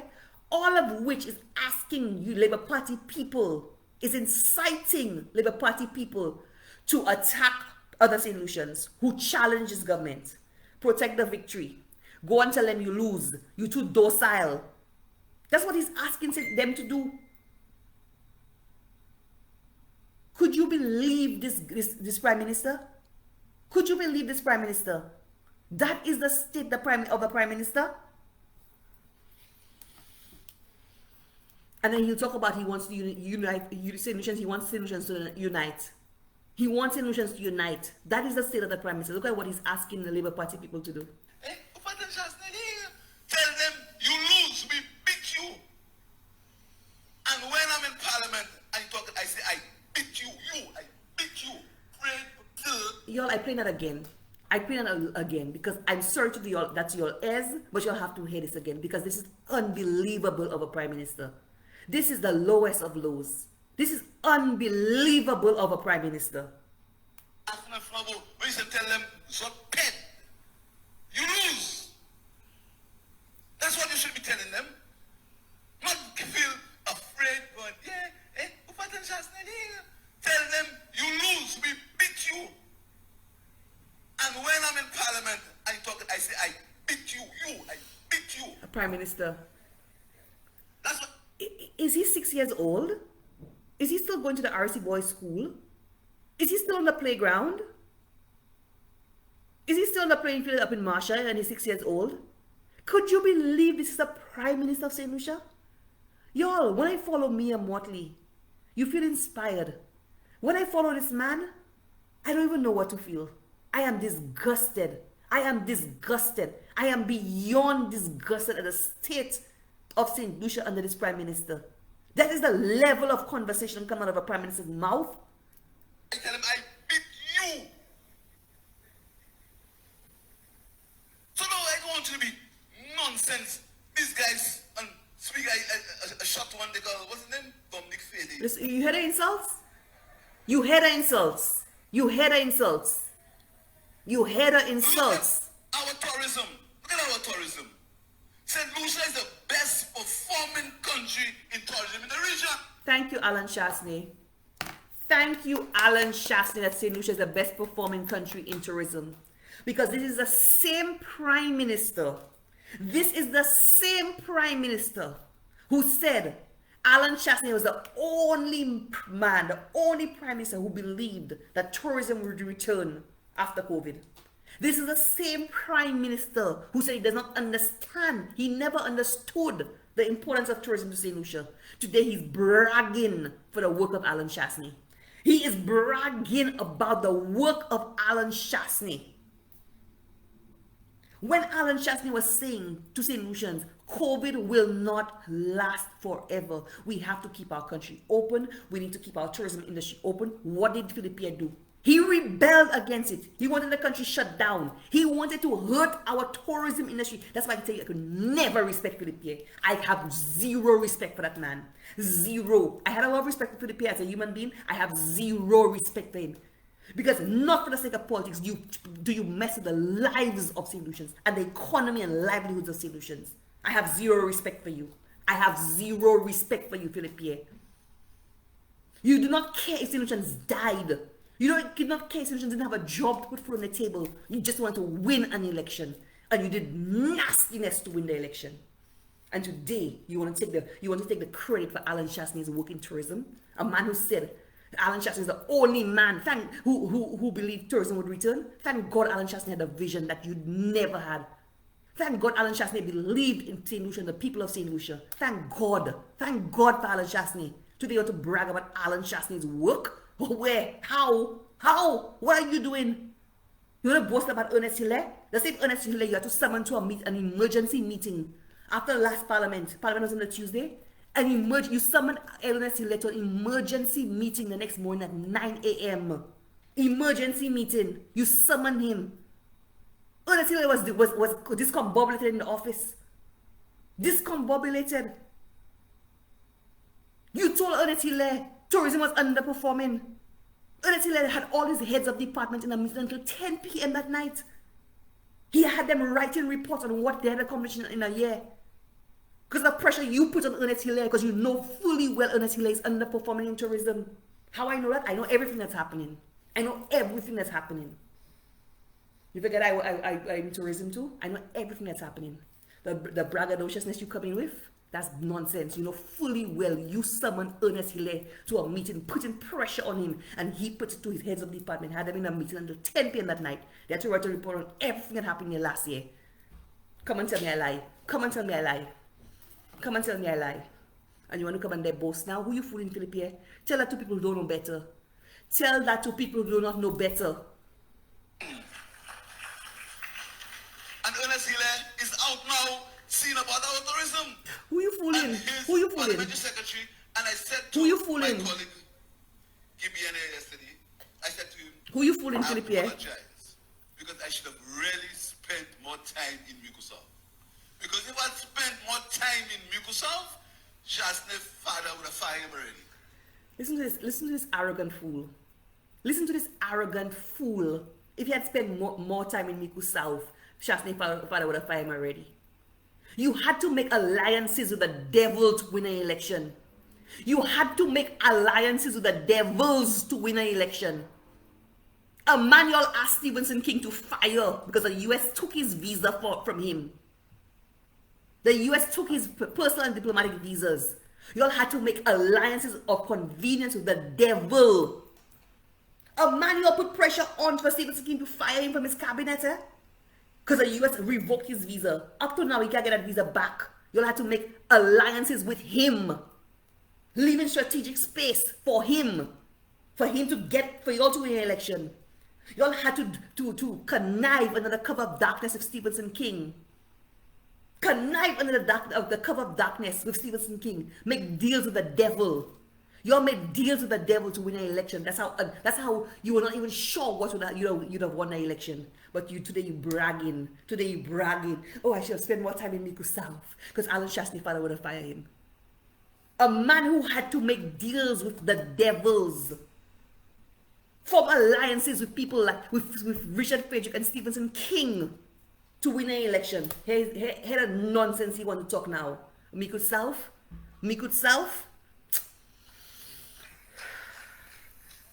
You understand? And this time, if God spare our life, we're winning all 17 seats. Pierre, if you call that election now, you're losing. If you call that election now, you're losing and you know it. If you call that election now, you're losing and you know it. You're winning all 17 seats. Who are you fooling? Who are you fooling? If you call that election now, you're losing. If you call an election now, you're losing, and you all know it. And you all know very well you're going to call an election early because you all realize that more and more seats you all will lose. The same way Labour Party called an election early in 2011. In 2016, sorry. You all are going to call an election early because you all know the longer it call elections, the more and more seats you all will lose. You all know it. And you know which seats you're losing already. Y'all are a one-term government. Y'all are a one-term government. It's very obvious to everybody who can read the politics. The average man should know you're a one-term government. If you call election now, you are losing, Philippe. So stop the braggadociousness about you going to win all 17 seats. You know that's crap you're talking.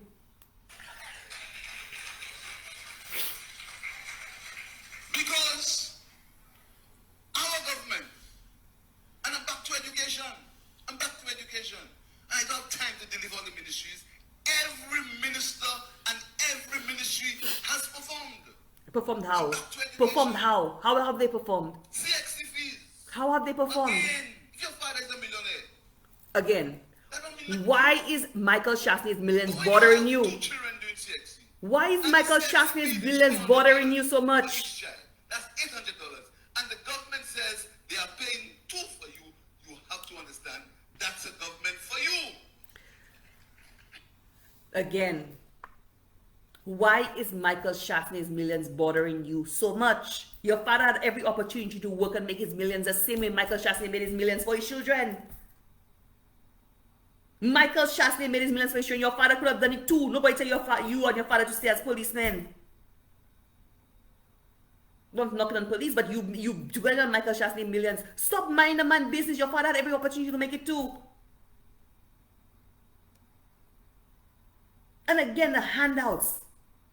That is the Labour Party's concept of development. Give people opportunities so they can pay their children's own school fees.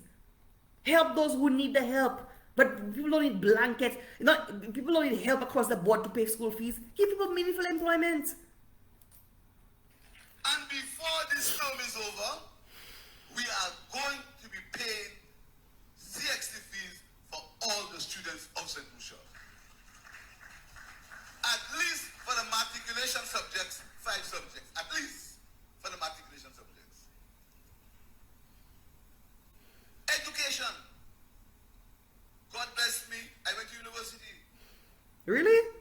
I wouldn't be able to tell. I have seen students who cannot go to university. Their parents can't afford to send them to university. They want to go to university. They need to go to university. They need a higher education. What you said is we want to have one university graduate in every household in SaintLucia. Okay, and how are you going to do that? How? Because at Monroe we have first generation graduates. You see, SaintLucians, this is the nonsense. This is the nonsense of the Labour Party that fools SaintLucians. He wants to have one university grad in every household. What programs are you doing to have that? Is this something new? Is this something new? What exactly are you doing to gather one university graduate in every household? SaintLucians have one university grad in many households, sometimes 2 or more. It's nothing you are doing. It's a symbol of people's hard work. You work hard, you send your children to school, even if you don't have a chance to go, but you make sure that your next generation have an opportunity. It's nothing you are doing. It is nothing you're doing, but they throw that red meat out to people and they buy into it. They want to have one university graduate. What exactly are you doing? When people don't have jobs, when you have not been able to create the economic environment, when you are not able to create the economic environment for SaintLucians, how are they supposed to send them to university? How? If they have no jobs to take a loan to pay their interest while their children are at university, how are they supposed to do it? But you have not mentioned any program for to do it. You're just saying this. My parents grew up very poor. They didn't have a chance to go to high school, neither of them. But my father worked very hard, and he eventually went to university. And all his 4 children went to university, so we are 2nd generation university graduates. It's not anything you did. In the Compton era, a lot of people were banana farmers. They weren't able to go to university, but their children, they made sure their children went to university. I know a lot of vendors by the side of the road. They weren't able to go, but they worked hard to make sure their children went to university. You're not doing anything. You're not doing anything new. Nothing new. There's nothing novel coming out of you to say this is a program. There's nothing. This has been going on for a long time. During the days of green gold, a lot of farmers were able to send their children to university. This is nothing new. This has started in the 60s, Pierre. So why are you taking credit for something that you really and truly have done nothing towards? Just a bunch of hot air. It's the equivalent of building a smart city in Caucus. That's what you're saying there. One university grad per house. The equivalent of building a smart city in Caucus. It means nothing. It's empty. It's just words. Or putting people first. Just words. It's just words. There's no program behind it. Means if you did not go to university, if your grandfather didn't go to university, if your grandmother didn't go to university, if your great-grand didn't go to university, we want to ensure you are one of the first in your generation. How are you ensuring that? How? How are you ensuring that? You have not created the economic environment for that. How are you ensuring that? Doing for you. First, for you to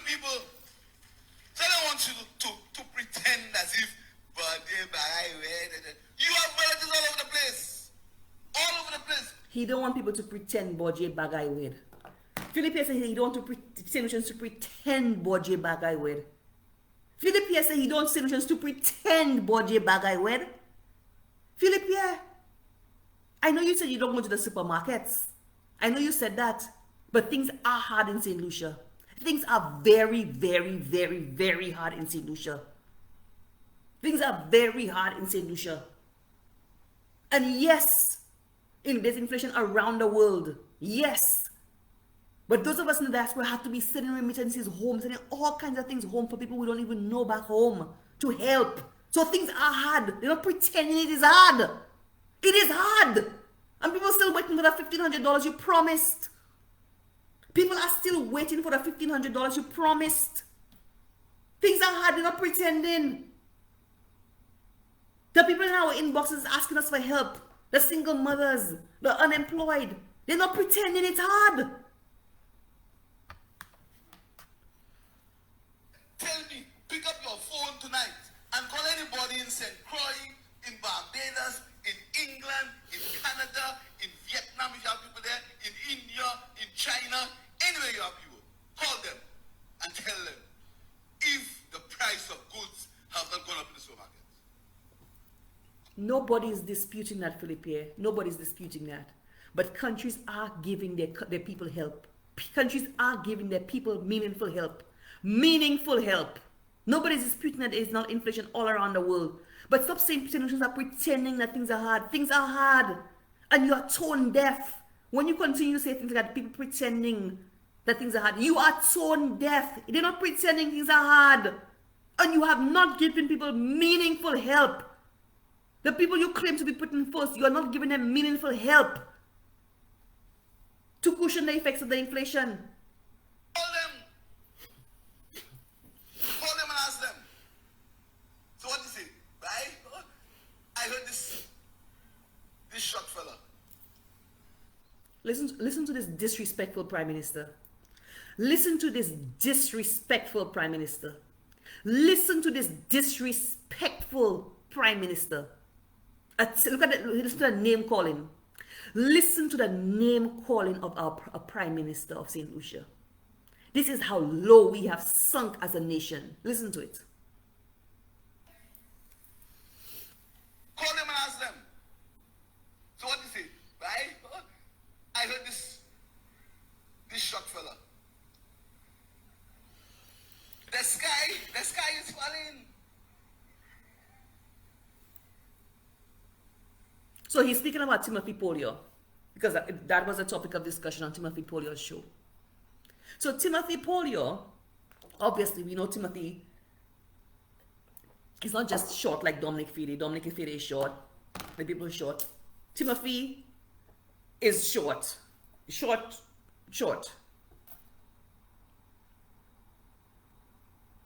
I don't know if you could call him dwarf. I'm not sure if that's the politically correct word. But he obviously has whatever physical impediment where he can't grow past a certain height. And listen to a Prime Minister demean Timothy Polio because of his height, because of his dwarfism. Look at that. That is a Prime Minister, y'all. That is the Prime Minister of St. Lucia. That is where we have sunk to as a country. You have a Prime Minister attacking and demeaning somebody because of his height. That is the state of our country, of a Prime Minister.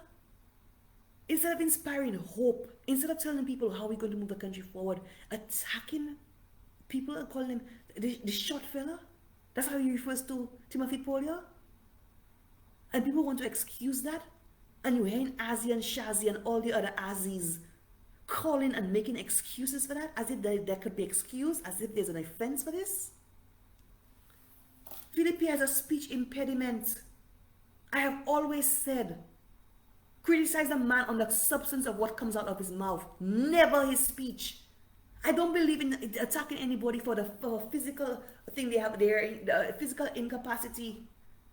Timothy Polio, he's no fault of his. He can't go after a certain height.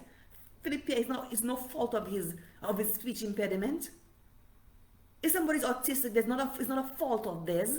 You're gonna insult somebody because they're autistic? For a physical impediment they have no control over? Is that where we have gone as a country?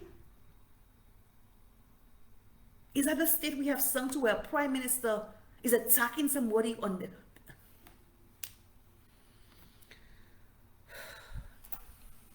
Emma in a ministry came to cabinet.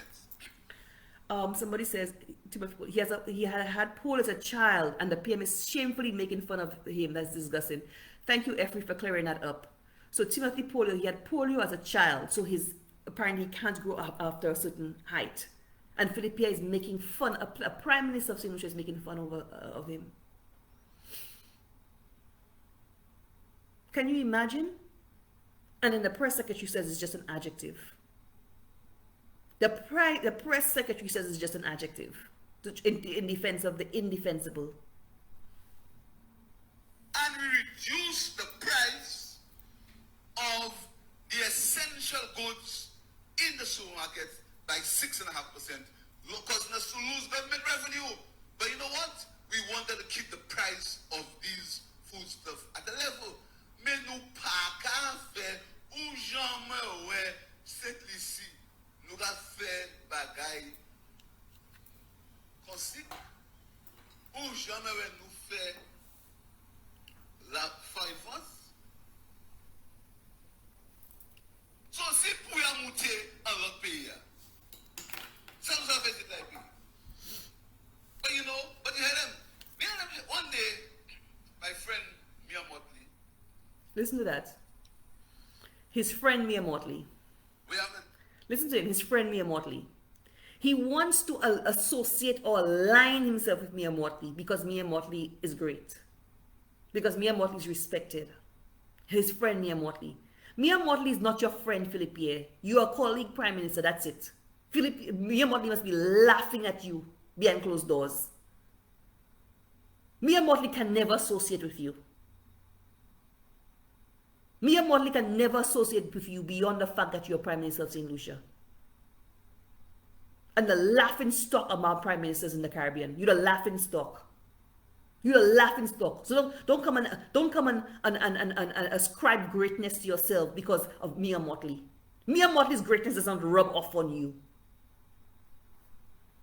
Discussion. And she said that the cost of stuff in Barbados is high. She's going to have a program to reduce it. And one of the things that she would do, she would reduce VAT on electricity. So Mia,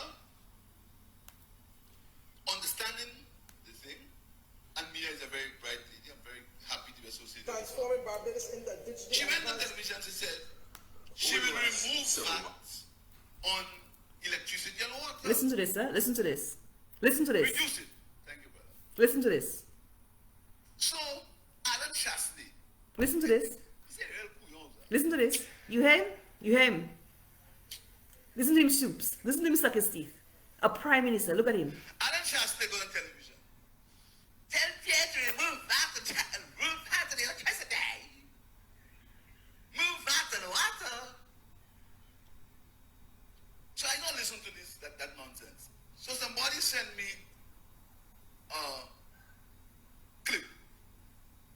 And I'm seeing the guy, his hand. The government must remove VAT on electricity. The government must remove VAT on water.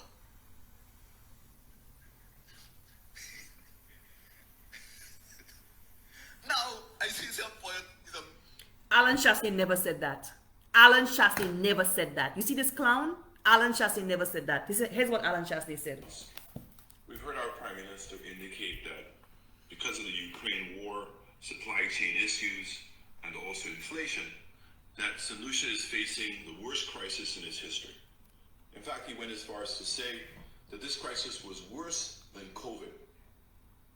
Now, if in fact it was worse than COVID, where is the commensurate actions by this government to show that they're dealing with this crisis to that extent? Where is the command center that meets on a daily basis?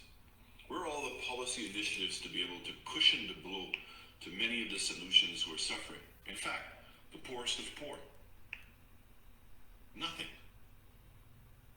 The reality is the government has thrown its hands in the air and said there's nothing that they can do in this horrible crisis. But the reality is that we're seeing other countries overcome these hurdles. Listen carefully to what Alan Chastney said. Listen carefully. Helping to reduce the burden on the poorest of the poor in our country. Reducing VAT on electricity and food items. Reducing duties on food items. Subsidies for electricity consumption. Subsidies for bus fares. Support to the bus drivers. Feeding programs. Continuing the feeding programs of the schools all throughout the summer. These are great examples of things that can be done and should be done. So Alan Chastney is making a list of what other countries are doing and have done to provide aid and relief to their countries. Alan Chastney never said to Philip Pierre, reduce VAT on electricity, because there's no VAT on electricity. But listen to the nonsense Philip Pierre came and talk. I don't know if this guy have a problem with his comprehension. I don't know if he needs to go back to school for comprehension. I don't know if he missed his English class just like Richard Frederick. I don't know what his issue is. How he took what Alan Chastney is saying that other countries that have done, and he's making a list of all what they've done. I don't know how he interpret that to him asking Philip Pierre to remove a VAT on electricity which does not exist. I don't know how. Where you get that Prime Minister from, SaintLucia? Where you get him from? Where you get made from? Is that? That's how I said, what's happening there? So I said, now you know, these guys are lying so much. If you check yourself, you believe the lie they're lying, you know. So I said to myself, VAT on electricity, VAT on water. So I picked up the phone, and I said, I said, we have VAT on electricity. No, I called Trevor. I said, there's VAT on electricity? He said, no. I said, you sure? He said, no. I called the guy who has school. I said, VAT on water? He says, no. So Alan Chastney is telling the public of SaintLucia to remove something that did not exist. Alan Chastney never told you that. Listen to understand. Listen to understand. Listen to understand. Remove VAT on something that doesn't That's exist. not what he said. That is not what he said. Stop twisting his words. So either you lack comprehension skills or you deliberately devious and deceitful. He never said that. Stop blaming me, I have a mixed degree. You have a mixed degree. You had a level of insult and pettiness. You have a mixed degree. What kind of degree do you have, Philip Pierre? What kind of degree do you have? What kind of degree do you have, Philip Pierre? Alan Chastney has a mixed degree. Yeah, but he understands economics. He understands economics. You don't even understand tourism and you're a minister of tourism. What kind of degree you have? The degree you have from the University of the West Indies, I tell you, give it to them back, because you're a disgrace to UE. I'm a UE alumni and you are a disgrace to my university. You are a disgrace to university graduates. Give them back their degree.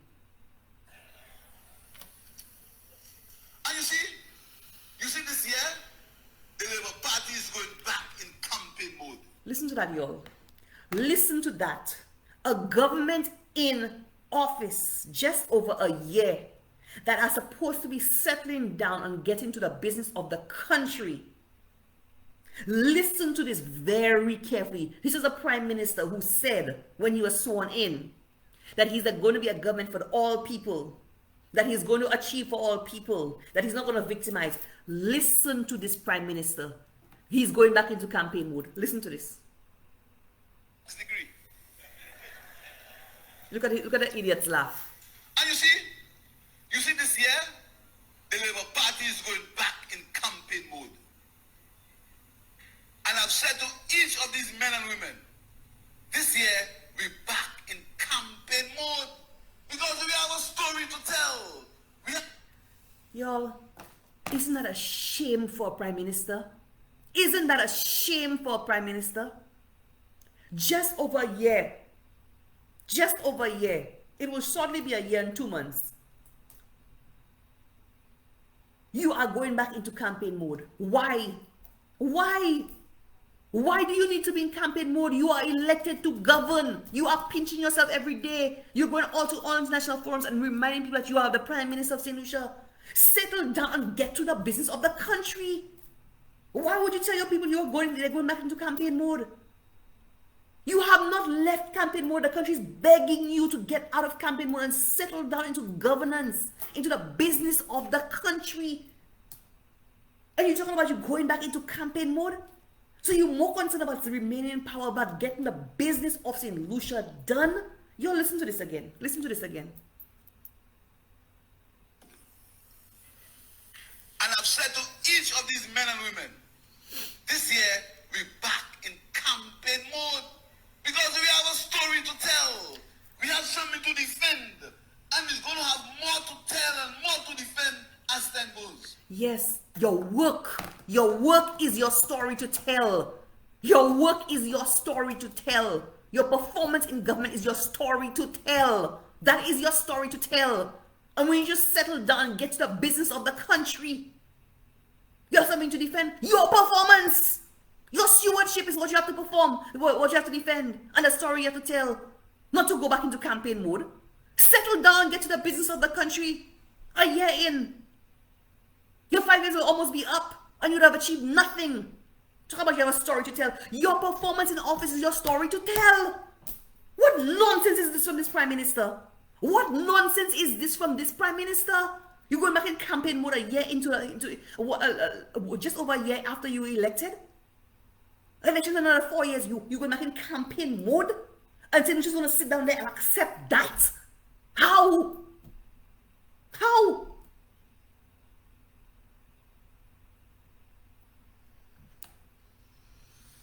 So we're back in campaign mode. You see my red shirt already? You don't see I have my red shirt already. This is the Prime Minister, y'all.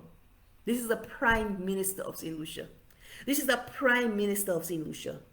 Let me read something for y'all.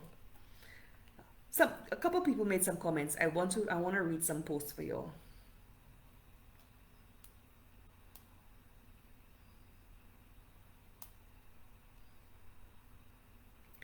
So Eustace Richardson Henry said, Mr. PM, it is clear that you are unable to separate your role as a political leader from that of the Prime Minister of St. Lucia. Your statements are too often politically divisive, both here and abroad. The elections are over. You have won. Philippe Pierre, you have won the election. Philippe Pierre, you have won the election. The elections are over. You have won the election. You could stop pinching yourself. You have won the election, Philippe Pierre. It is clear that you are unable to separate your role as political leader from that of Prime Minister. Your statements are too often politically divisive, both here and abroad. The elections are over. You have won. Move on to the strategies that can unite the nation to address the multitude of issues that affect us all. Move on to the strategies that can unite the nation to address the multitude of issues that affect us all. Not going back into campaign mode a year after you won an election. Ridiculous. Ridiculous.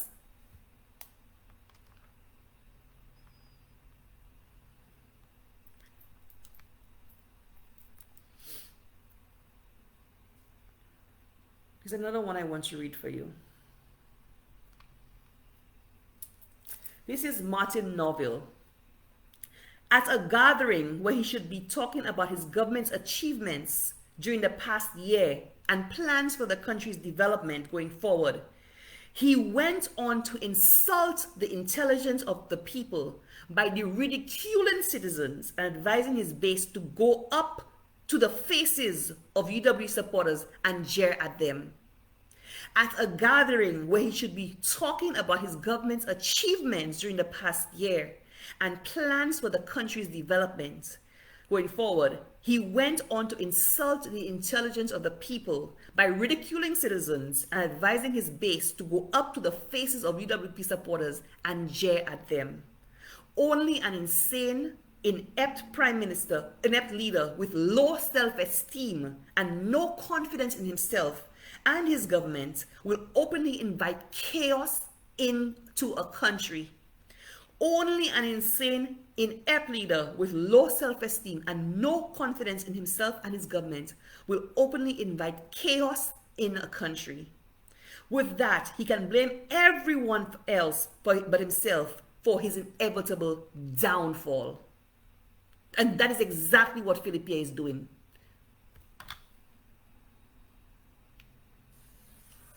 We're back in campaign mode. We're back in Because, campaign mode. we cannot allow that there is lies and that deception This is the to Prime succeed in Minister. SaintLucia again. This is the Prime Minister.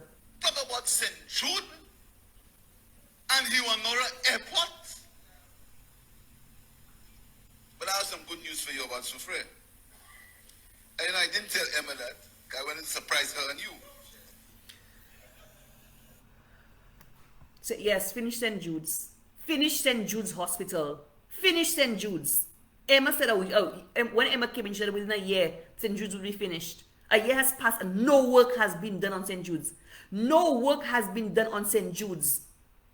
And I'm telling you all, this government is going to be in for office for 5 years and St. Jude's will not be finished by the path they take in. This government is going to be in office for 5 years and St. Jude's will still not be finished because they are playing politics with the St. Jude's. Don't tell me you're going back to the old St. Jude's Hospital, which any blind person can see is inadequate to meet our current needs, far more our future medical needs in the South. This government has no vision. This government has no vision. These guys are playing politics with the health of St. Lucians in the South. And yes, I blame both governments for not completing St. Jude's. I do. But finish St. Jude's. Finish St. Jude's. Not a lick of work, not a nail has gone to St. Jude's since July 2021. This is unacceptable. Finish St. Jude's. Herods International Airport. You'll stop work on Herods International Airport. Another thing you're playing politics with. Another project you're playing politics with. Playing politics with the lives and the development of St. Lucia. Going to a PPP model where we're not going to own our international airport. Paid for. It's not going to be paid for by the taxes of St. Lucia. It's going to be paid for by the airport taxes. People who go to the airport anyway. But you'll have fooled St. Lucians. You'll continue to fool St. Lucians.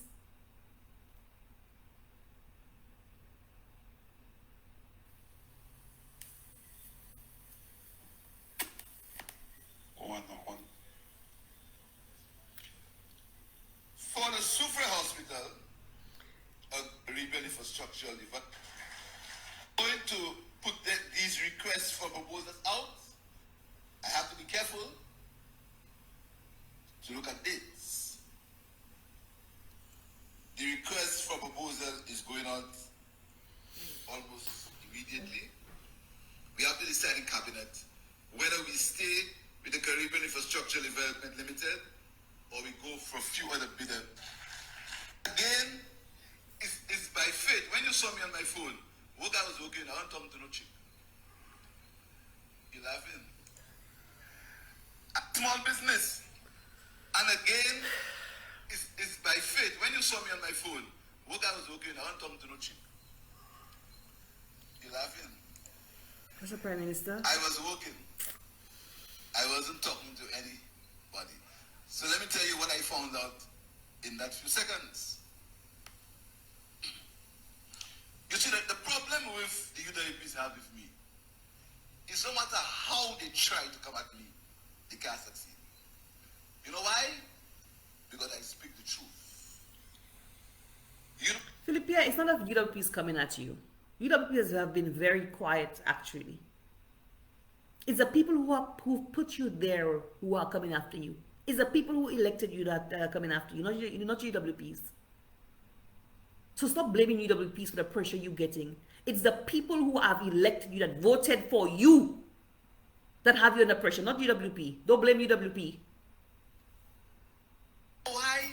I have no animosity in my heart for anybody. Really? And that's how you come there today? You know why? That's I how. envy no man or woman. Really? You envy no man or no woman, but you always on Michael Chastney case. You always on Alan Chastney case. You always talking about Michael Chastney's money. You always talking about the fact that Alan Chastney lived abroad or went to university abroad. You always talking about the color of his skin. You always have to comment about something to do with Alan Chastney. Clearly, you have an inferiority complex by Alan Chastney. Clearly. And I said it. I don't care who mad. Y'all could get mad. Y'all know it's the truth. These guys have jealousy issues towards Alan Chastney. They have inferiority complexes. Because in their head, Alan is superior to them. That's why they target Alan Chastney. All the kind of statements you make, unless you don't see yourself as less than, you will not be making those statements. I have never left St. Lucia. I only have one passport. I'm a black man. My father's a police. Michael Chastney is a millionaire. What does that tell you? Where does that tell you about where your head and your heart is? It's very telling of what your psyche and your thought process about your own self is. You have a chip on your shoulder because of how you perceive your own self. Why? I don't get up in the morning and say, I want to mess up that person. When I get up in the morning, I think of ways and means to improve the quality of life. That's why you're asking your people to attack your MPs? That's why you're asking people to protect the victory. Because we've been speaking about small business. And this budget, I declared that we would have put in 10 million EC dollars in small business and in the youth economy. And here is the copy of the email from the Caribbean Development Bank. You see, that's the problem again. Anytime the UNIPs test me, I put them placate. Anytime they try. If it is one thing they try already, they've been trying a thing. But anytime they try, they can't win. Let me read it for you. Enclosed is a medium enterprises. Enclosed can be discussed. We request for the acceptance of wish to no at. So that is for the typical Flubble. Y'all listen to that, eh? Listen to this. Listen to this very carefully. So the Labour Party is clearly being criticized that people cannot see their reps. People cannot see their reps. They're getting a lot of criticism. We saw a video the other day from CC in Ancillary. The same CC who gave Dominic Frederick endless blows, who was part of the campaign and the movement to get Wayne Gerard and the Labour Party elected. She did a video the other day criticizing Wayne Gerard and his notable absence. And we've heard people from Ancillary complaining they can't see the rep. We've heard so many people complain all around the country that they cannot see the rep. But listen to what Philippe says. And it's not Flubbo's complaining. It's their own people complaining. Flubbo's not going to complain that they see the rep. Flubbo's are not going to complain that they see the Labour rep. It is their own people complaining. It is their own people who put them there complaining. But listen to what Philippe will say. Listen to Philippe. He like to blame Flubbo. It is your own people that put you there who are complaining they can't see the rep. Listen to the excuses he's making. Listen to the crap Philippe is talking. Listen to it. That's what we're doing. Listen to it. This is Listen to it. The typical Flubbo. Listen to it. So when I hear some of you say, the typical Flubbo. The typical Flubbo. The typical Flubbo. Would Flubbos be asking for Sean and Emma and Wayne Gerard? Would Flubbos be asking for those people? It is your own people.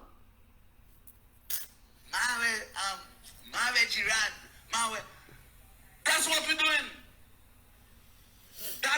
That is what we are doing.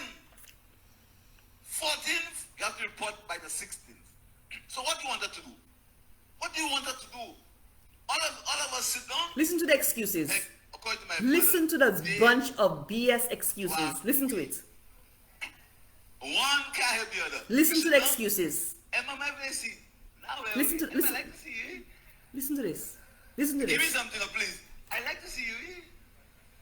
My children can't go to school. I see you. That's what we want.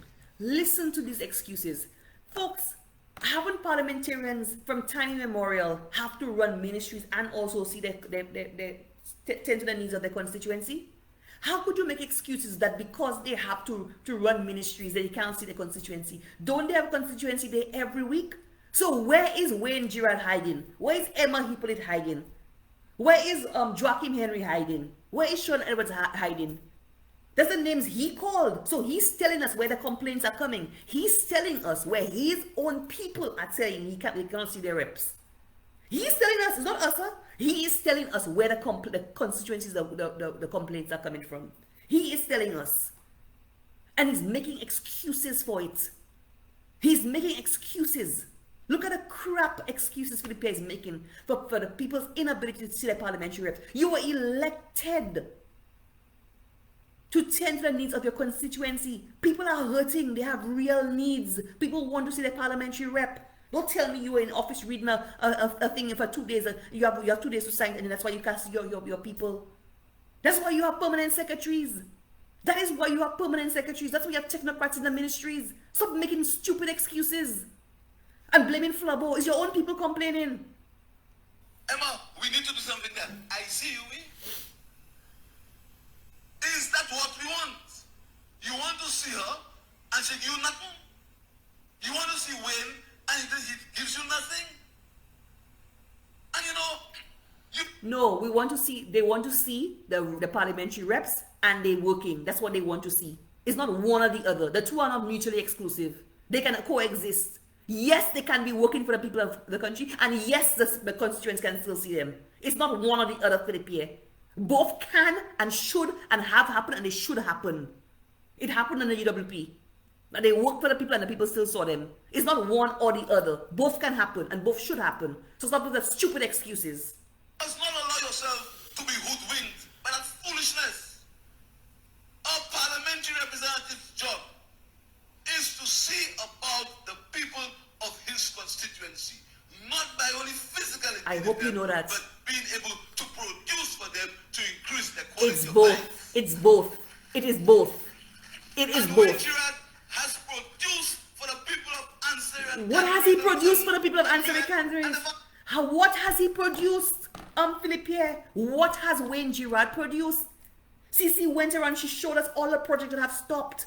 All the projects on the waterfront, the village tourism, the hotel, Alan Chastney and Dominic Fede were building. All the work has stopped. All the projects have stopped since July 2021. So what is he working on? What has he produced for the people? She showed us. She wasn't just talking hot air and saying, we haven't seen him. She showed us. She went around. She showed us all the work that has stopped. All the projects that have stopped in Ansari Candidates. So what exactly is he doing? The easiest thing to do, the low-hanging fruit, would be to complete the projects to get economic activity happening in Ansari Candidates. So what has he performed? You say he's performed. What has he done?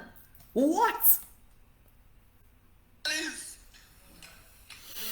Look at Wayne's record. What is his record in the last year? You cannot tell us. I don't have to defend Wayne. I don't think we have to go into back foot as far as Wayne is concerned. Wayne is in the Ministry of Finance. He has technical work to do. He has to read reports. We have to read reports. Y'all, I don't want to laugh. Huh? The Prime Minister said Wayne have to read reports. He has technical work to do. That's why his people in Ansari Candidates can't see him. Could you believe the audacity of that Prime Minister and the stupid excuses he's making? Wayne have to read reports. That's why the people of Ansari Candidates can't see him. So the people of Ansari Candidates elected Wayne so he can sit down in the ministry and read reports. Can you believe the audacity of this Prime Minister? The people of Ansari have repeatedly been crying that they cannot see their rep. But Philip Pierre, the Prime Minister, will make the excuse that Wayne Gerard has to sit down in the ministry to read reports. So when Ansari Candidates, let me tell you all, y'all elected Wayne Gerard for him to sit down in the ministry and read reports, not to serve y'all. That's what he was elected for. He has to help me. So what do you want him to do? We're just finishing the project in Ansari. We're talking about housing for Ansari. What do you want to do? Come and sit down with you. You're talking about housing for Ansari? You're talking about housing for Ansari? You're talking? Where the housing? Where the housing? That's what you want from him? So my sisters, my brothers, I've instructed the parliamentary reps that they must your people hungry. So all of you all they're hungry. You So can and should do both. Nonsense. You can. And some of You can and should do both. And look at him go back and blame the UWP. Is CC UWP? Who was he supporting in the last election? Wasn't it Wayne? So how is it CC is the one who's the loudest voice? You're not the only one, because I keep hearing for the last whole year. Across the board, people complain about it. Cassie, Wayne, we're not doing anything in Answer Canaries. They don't have a rep. They feel like they have no representation. They're not seeing him, no work, nothing. As if they're on their own. Now CC come out and do her live that have them under pressure. You want to blame Flubble? She voted for y'all. She voted for y'all. When I tell you it's y'all, the people that voted for y'all are giving y'all pressure. The people that put y'all there are the ones giving y'all pressure, not Flubble. Don't blame Flubble for that. you cannot be in your constituency and your people hungry. So all of you all they're hungry. Somebody say, the same Wayne that was picking mangoes during the campaign and now in office he have time. Okay, exactly. So do not allow this UWP nonsense. How is it UWP? Your And own some of you people. repeat it, But they're not seeing him. What do you want them to say? They're not seeing him. Pierre. But they're not seeing them. That is the nonsense. What is monster about that? They're not seeing them. They are not seeing them, Philip Pierre. What you want them to say? They're not seeing them. Somebody say Wayne's a magician. He's disappearing like Houdini. And Soufriere Canaries people elected Wayne to read reports. Oh God! But you see Philip Pierre naming all the constituencies where he getting reports that people they don't see their reps. Let me tell you, Labour Party reps are in hiding. People, let me tell you the truth there. Let me just level with you all. Labour Party reps, these government MPs are in hiding. You know why? Because of the suffering and needs of the people in the country. They don't want to go into the constituency because they know people are going to ask them for money, ask them for school books, ask them for rent, ask them for this, ask them for that. They know it. If people come in our inboxes as people in the diaspora, if people come and ask us, are we not reps? People we don't even know asking us for help. You think the reps not getting asked for help? Trust me, them reps getting asked for help. Because there is a hurt in the country. There is great need that this government cannot. They have no clue on how to manage. Because they don't understand development. It's all about handouts, but you can't give handouts forever. You have to create meaningful development and economic activity. And they do not know how to do it. So these reps are in hiding. They are hiding from the people they claim to be putting first. These Labour Party reps are hiding from the people they claim to be putting first. And they're in office reading a report. They sit down in the ministries reading a report. The people cannot see them because they are hiding from the people. Plain and simple. Tell the truth. Tell the truth. They are hiding from the people they claim to be putting first. Because the people have needs that they don't know how to begin to meet.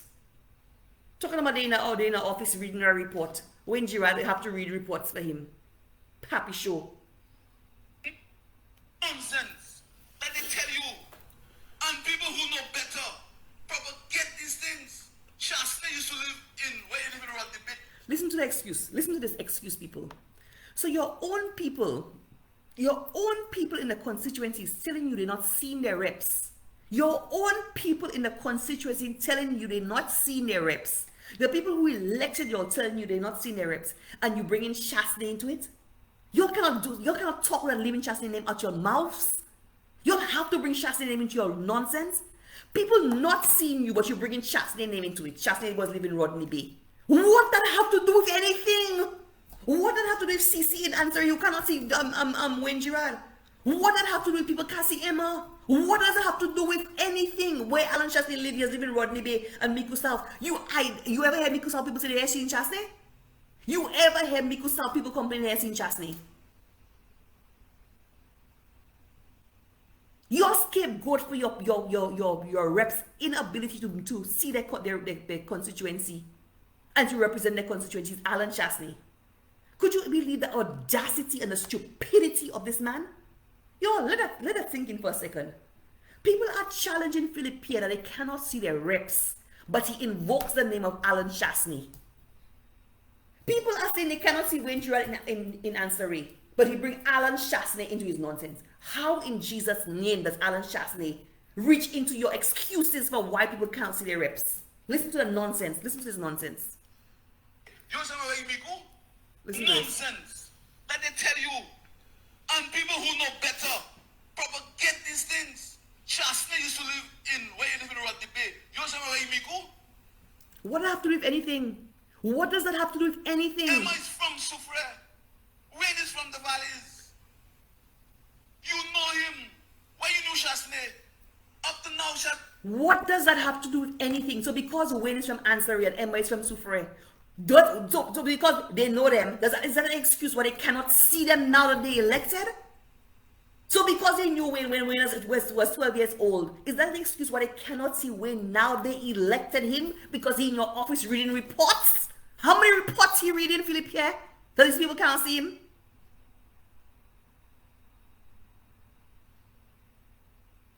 Wayne Gerard from wherever, Emma Hippolyte from wherever. They know them. Where Miku South people know Chasney from. That is your excuse why people can't see your reps? That is your excuse, Philip Pierre? That is your excuse.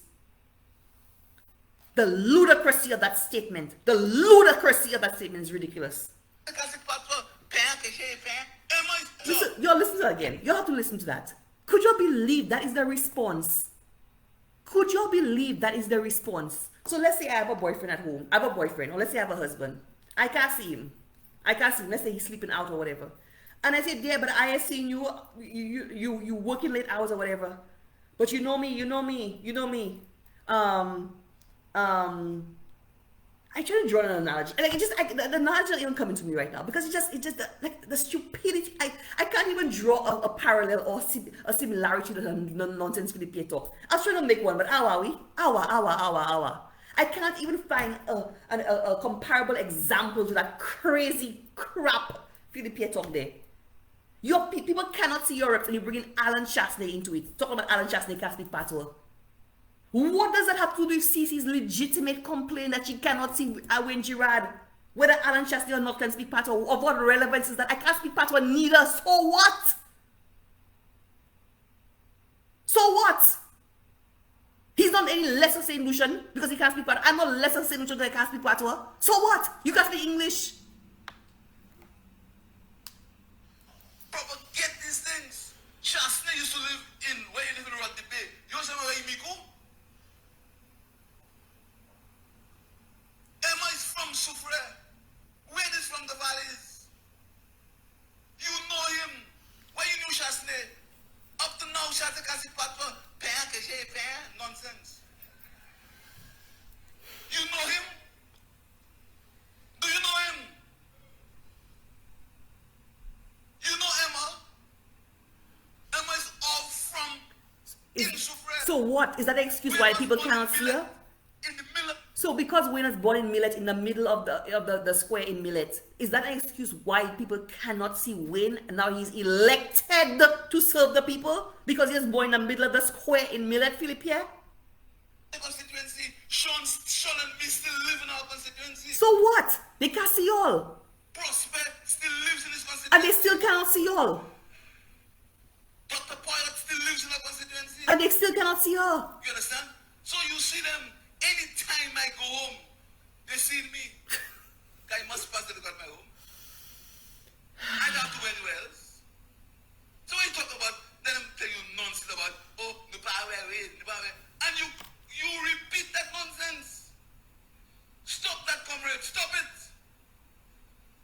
Let's protect our victory. Listen to that. Their own people complaining, you know. Legitimate complaints. And it's telling them to shut their mouth. Let's protect our victory. Shut your mouths. Let's protect our victory. Could you imagine? Instead of acknowledging that people have legitimate complaints and it's trying to say, okay, I'm going to make sure my parliamentary reps are in their constituencies more often, and he is telling them to shut their mouth and protect the victory. Shut your mouths and protect the victory. Don't complain. You'll have legitimate complaints, but suck it up because we have to protect our victory.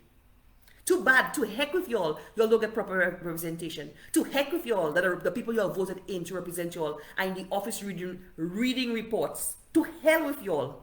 But I want to make sure I remain as Prime Minister. We have to protect our victory.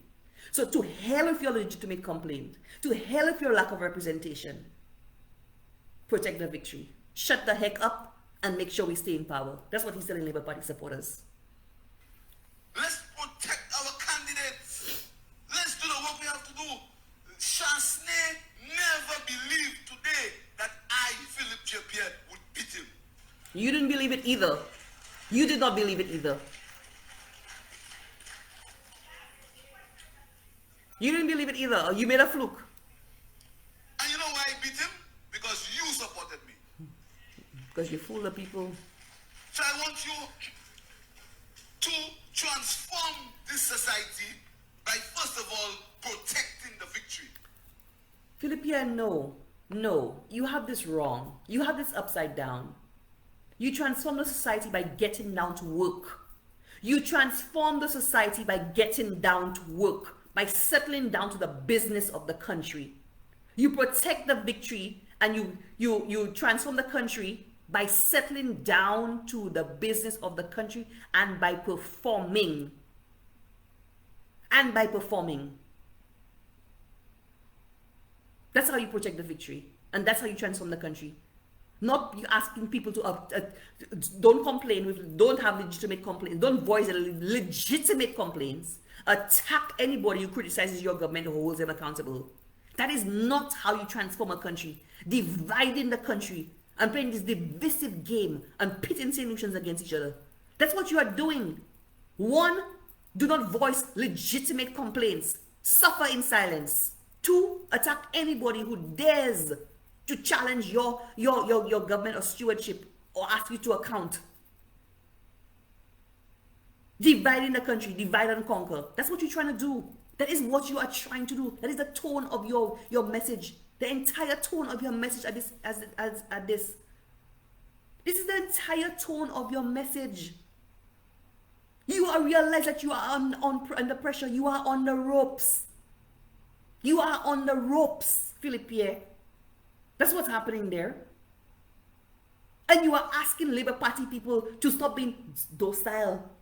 Since when Labour Party people are docile, and to go out and attack, that's what you're asking people to do. And to defend the indefensible. That's why Shazzy and Azzy calling Tim's show every day talking a bunch of nonsense. Y'all think SaintLucia's stupid? And can't see for it? People have regretted their vote for y'all. There's buyer's remorse. Buyer's remorse has long set in. The people who put you there are the ones putting pressure on y'all. Somebody says protect the victory equals protect the weak SLP government. That's what it means. That's what he's asking. Protect a weak government. A government that is strong would never be talking that nonsense. To transform, you have to protect.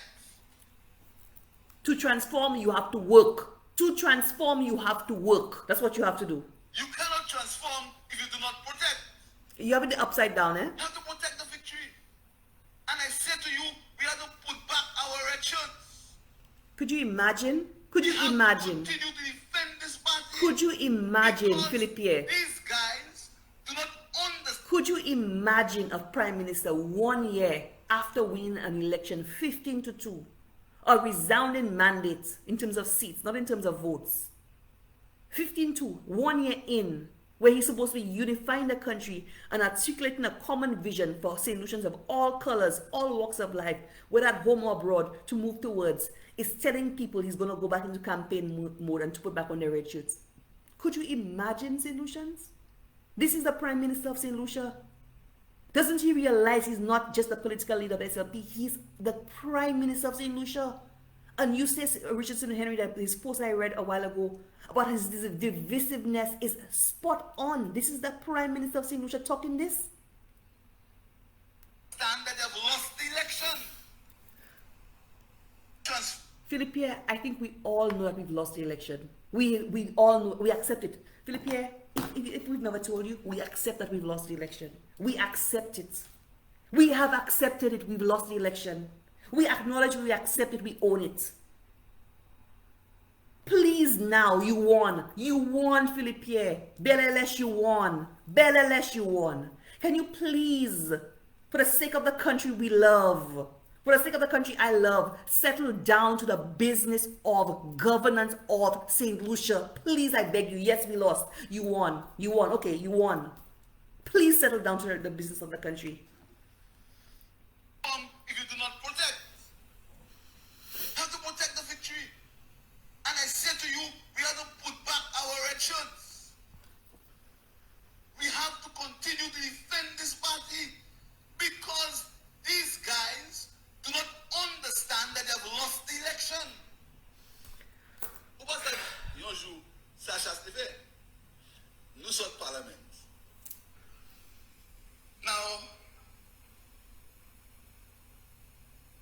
I don't like the pomp on the ceremony. So we have the same vehicle that he bought. We haven't changed it. We have the same vehicle that he bought. What's that mean? So the entry a vehicle là.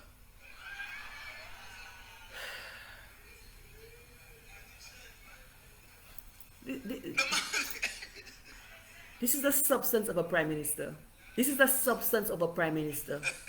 This is the substance of a prime minister, y'all. Isn't this a disgrace? Isn't this a disgrace? I don't have them. Isn't this a disgrace? But SaintLucia is a good place.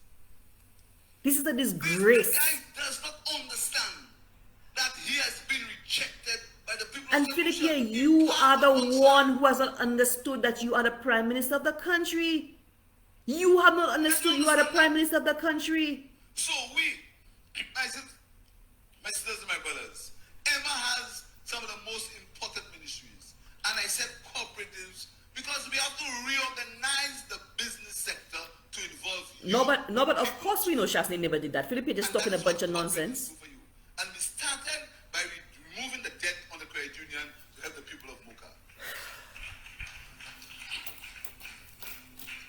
Emma, I came to Fonse Jacques and I said to the brothers in Fonse Jacques that if we go into government, we'd look at commercializing of marijuana.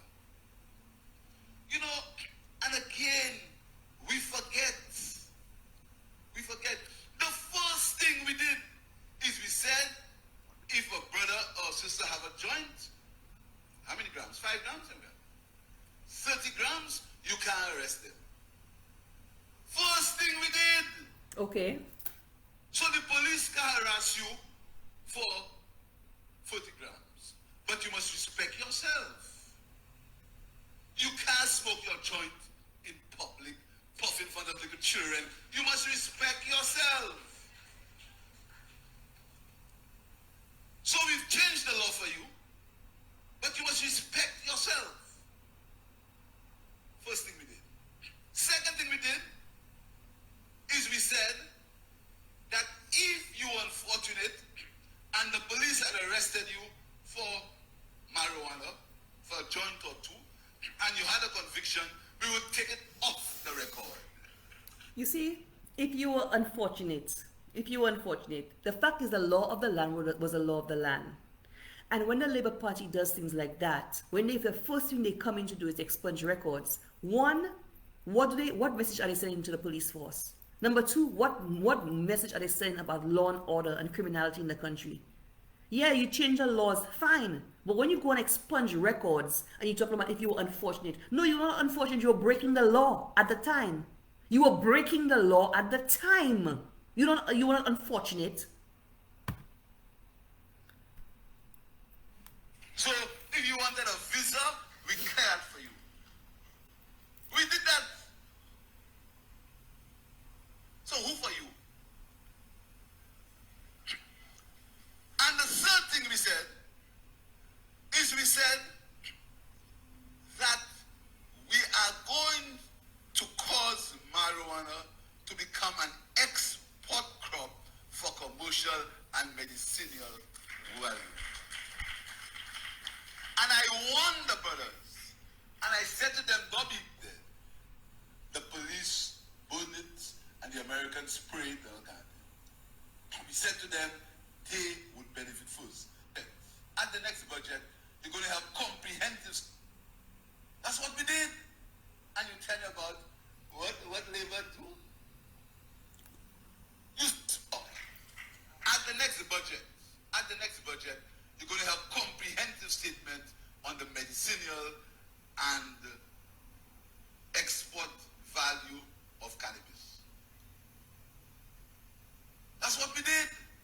And you tell me about what Labour do? You still want to find out?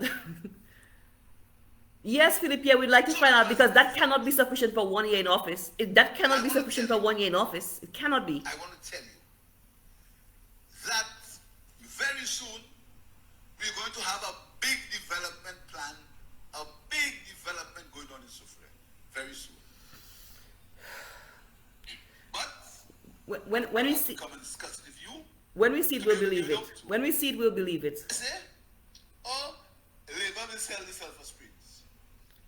Oh, and I hear, you know, when they believe they're talking among their friends, they're talking somewhere. I don't mention nobody's name. You know them well. You know them well in Soufriere. I don't call nobody's name. You know, even though they lose, they're still planning you. A prime minister, y'all. Has nothing good. We believe in meritocracy. That's what we believe in. That's what we do. See if they can destabilize the government of the SaintLucia Labour Party. So they were somewhere talking. I don't want them to drink too much. So hey, man,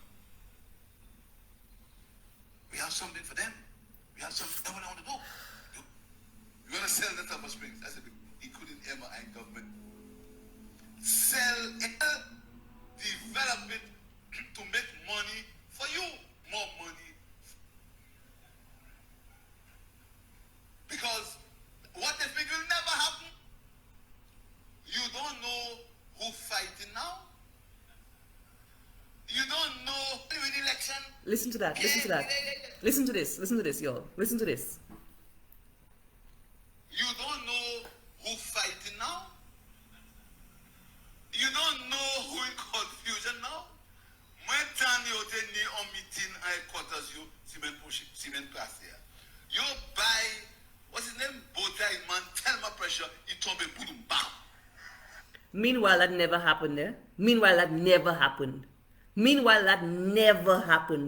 But look at the nonsense Philip Pierre will come and talk at a meeting. Instead, the man come and talk to St. Lucians and inspire St. Lucians about what he doing for them. He had Bowtie man take so much pressure, he for the meeting beat him bam. Could you believe the stupidity of this Prime Minister? I tell you, when I listen to Mia Motley speak, wherever she's speaking, whatever capacity she's speaking, the woman is inspirational. And you have this tech Prime Minister. He had Bowtie was in a meeting and pressure and he fall along beat him bam. Listen to this. I don't want to call names, but listen to this, the absurdity of this man who calls himself a Prime Minister. Listen to the absurdity of it. No, but say, no, but could you believe the audacity of the man? The man say, yeah, you fall along with him, bam. Could you believe the audacity of the stupidity of this Prime Minister? The Roro Mepui Prime Minister? Roro Mepui Prime Minister? That is the level of Prime Ministership we have in the country. Nobody's, oh, you answered him on Friday on your show. Okay, I'll have to go back and listen. The audacity, the ridiculousness of this Prime Minister.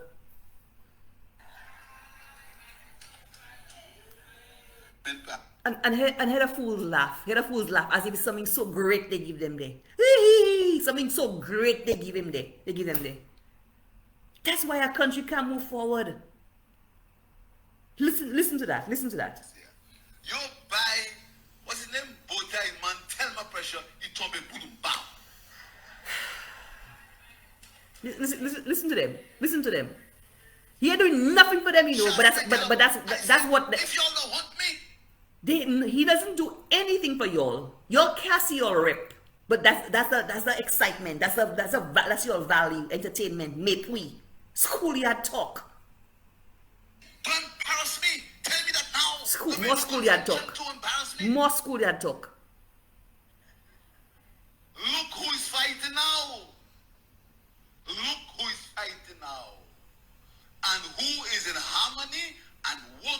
many? People Really? of St. Really? the St. Lucia Really? Labour Party. Who you fooling, Philip Pierre? Who you fooling? Who you And fooling? it will continue. Who you fooling? Because Lisa and them will take over. Who's Lisa? Take over from me. Who you fooling? We're not in this thing forever. The Labour Party is like a stream. It flows. It flows. Philip Pierre, let me tell you, I have been in the Labour Party, not fooling anybody. I have been in the Labour Party, you're not fooling anybody. Okay? You'll probably keep your division better. But let me tell you, Ernest Gehring for you. Ernest Gehring for you. The people have your own Labour Party people, despite what they may say publicly, are very disappointed in you. And there are many in there who are eyeing to see how they can get you out and get you replaced. Because they realize, like Christopher Hearn said, you're supposed to be a, what do you use? Transitional leader? That's what you're supposed to be. They said, but by the fact that you won 15-2, you must be think that you're going to be in there a long time. But like Christopher Hearn said, the chances of that happening are very slim. So you know it. So don't come and play your house is smooth and your house is in order. You'll have Richard Frederick and Stephen King, y'all don't trust. Y'all do not trust. You'll have Richard Frederick, they're putting endless trouble in the housing. And his board of directors resigning, black is white. He wants to do what he wanted housing. You have him in your ministry. Why? Because you don't trust him. So don't come and play like your house in order. You know very well you're not in a very strong position there. Don't worry about UWP. When a party loses, exactly what is happening, it's a normal process of what is happening. When a party loses, it's a normal internal process. Mind your business and mind the government, mind the business of the country. That's what you should be minding, not what happened in UWP internally. Mind the business of the country. That's what you need to be minding. And settle down into governance. You're the prime minister now. UWP have accepted that we have lost. Please accept and acknowledge that you have won. And stop pinching yourself. Yes, you're the prime minister. Settle down into governance. Settle down into governance. Folks, I'm going to end here tonight because I know this was very hard for you to stomach to listen to Philip Pierre and this all the nonsense. I too have a very low tolerance for it. But I had to go and force myself to listen and to break it down for you all. But this is the state of the Prime Minister. This is the state of the Prime Minister of St. Lucia. And next week, they are going to New York. So, they are going to New York. They are going to New York next week. I'll tell you when. So, next week, they are doing a town hall meeting in New York. So it was first supposed to be Philip Pierre and Alva Baptiste. So next week, Saturday coming, Saturday 24th, 5 p.m. in Brooklyn. It was supposed to be Philip Pierre and Alva Baptiste. They realize that they are going to get a lot of criticism there. They realize that this is a government event, not a Labour Party event. It means that St. Lucians across the board, not just the supporters who will come, that they will plant, because they will. Let me tell you, again, I'm telling you all, the Labour Party, I know the Labour Party, they're going to implant their people there. They're going to keep their people there to stand up on the mic and say, oh, you're doing a fantastic job. You're doing a fantastic job. You're putting the people first. When everybody knows that's crap. Everybody knows that's nonsense. But that's what they're going to do. That's what they're going to try to do. But they know the level of dissatisfaction of St. Lucians at home and abroad. They know how unpopular they are. So you know what they try to do? They try to, last minute, today alone, they add Stephenson King to the agenda. They bring in Stephenson King too. What they hope to achieve by bringing Stephenson King? They need backup. The Prime Minister is afraid of his own people in New York. The Prime Minister is afraid of his own people in New York. The Minister of Foreign Affairs is afraid of his own people in New York. So the Prime Minister and the Minister of Foreign Affairs, they're afraid of their own people. They originally planned to do a town hall, the two of them. But when they realize the level of unpopularity of this government, they bring in Stephenson King. For what? To do what? To provide backup for you all for what? To provide backup for you all for what? A government that is scared of their own people? That you need Stephenson King to come and back you up? What can Stephenson King add to this discourse? What can Stephenson King add? Governor Stevens is the most disliked politician. What is he supposed to add to your? A governor is scared of their own people and need backup. Maybe you should bring your whole cabinet. Not only can they not see you in the constituencies, now that you have made plans to come to New York, you'll have to get somebody to back you up. A government is scared of their own people. 1 year in, you're so unpopular. You're so unpopular, you have to bring Stephenson King to back you up. Well, good luck, Stephenson King, and Philippe and Alva Baptiste. I will be watching to the live stream of the event. I will be watching the live stream of the event. Because this is not a Labour Party event. This is a town hall meeting. And you cannot stop St. Lucians from attending that town hall meeting. And people are free to ask you any question about your stewardship on the country. Respectfully, they are allowed to ask you any question or challenge you on anything, because that's a town hall meeting. And do not even try to manage it in terms of take cherry pick questions ahead of time, because I know that's what you're going to do. I know your Labour Party people so well, because you don't realize what's coming for you all at a New York meeting. I wait and see very soon. You're going to say, send in questions beforehand, and you all cherry pick the easy and the easy ones. You said town hall. Alan Chastney would go there and take questions from anybody, as I've seen him do. Go and make yourself available to the scrutiny. Yourself and your stewardship available to the scrutiny of St. Lucians in New York. That's what you need to do. Stop being afraid of St. Lucians. You're so unpopular a year in, and you're boasting about winning all 17 constituencies. Koteya. Anyway, folks, it is getting late. I had a good time talking to you tonight. Signing out. Again, hats off to our new Toronto Flubble Caucus.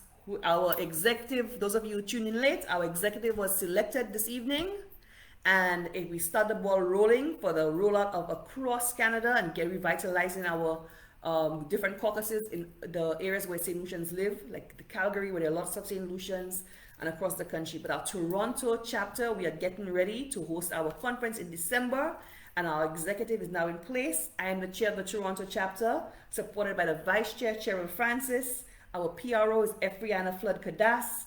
Our secretary is Ravi Lamontine. Our mobilization officer is Gisha Henry. Our treasurer is Avelina G. Joy. Our floor members are Ross Kadas and Cornelius Harrell. So on the heels of the New York Flubble Caucus and the fantastic event they had 2 weekends ago, the Toronto chapter is now put together and we are getting the ball rolling. I know Terrell Prudent, again, those of you who came in late, is getting Martinique going. I think he's getting St. Martin going, and he's going to go through all of the areas where there are strong St. Lucian diaspora.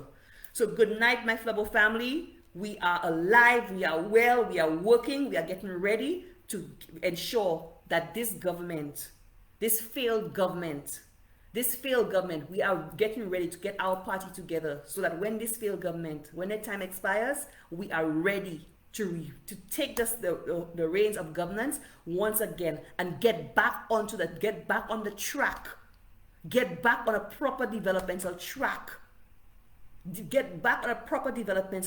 of really elevating the standard of living for all St. Lucians and building that new St. Lucia, not about handouts, but meaningful, real development where St. Lucians can aspire to more, to ownership, to entrepreneurship, to employment, to paying for their children's own school fees because they have the money in their pockets. That is the kind of development we want for our country. And that's the kind of development that Flubble sees, not this thing of handouts, just giving people fish, because that is not sustainable. And that's why they're hiding now. So good night, my Flubble family. I love you all and chat very soon. Take care, everybody. Good night.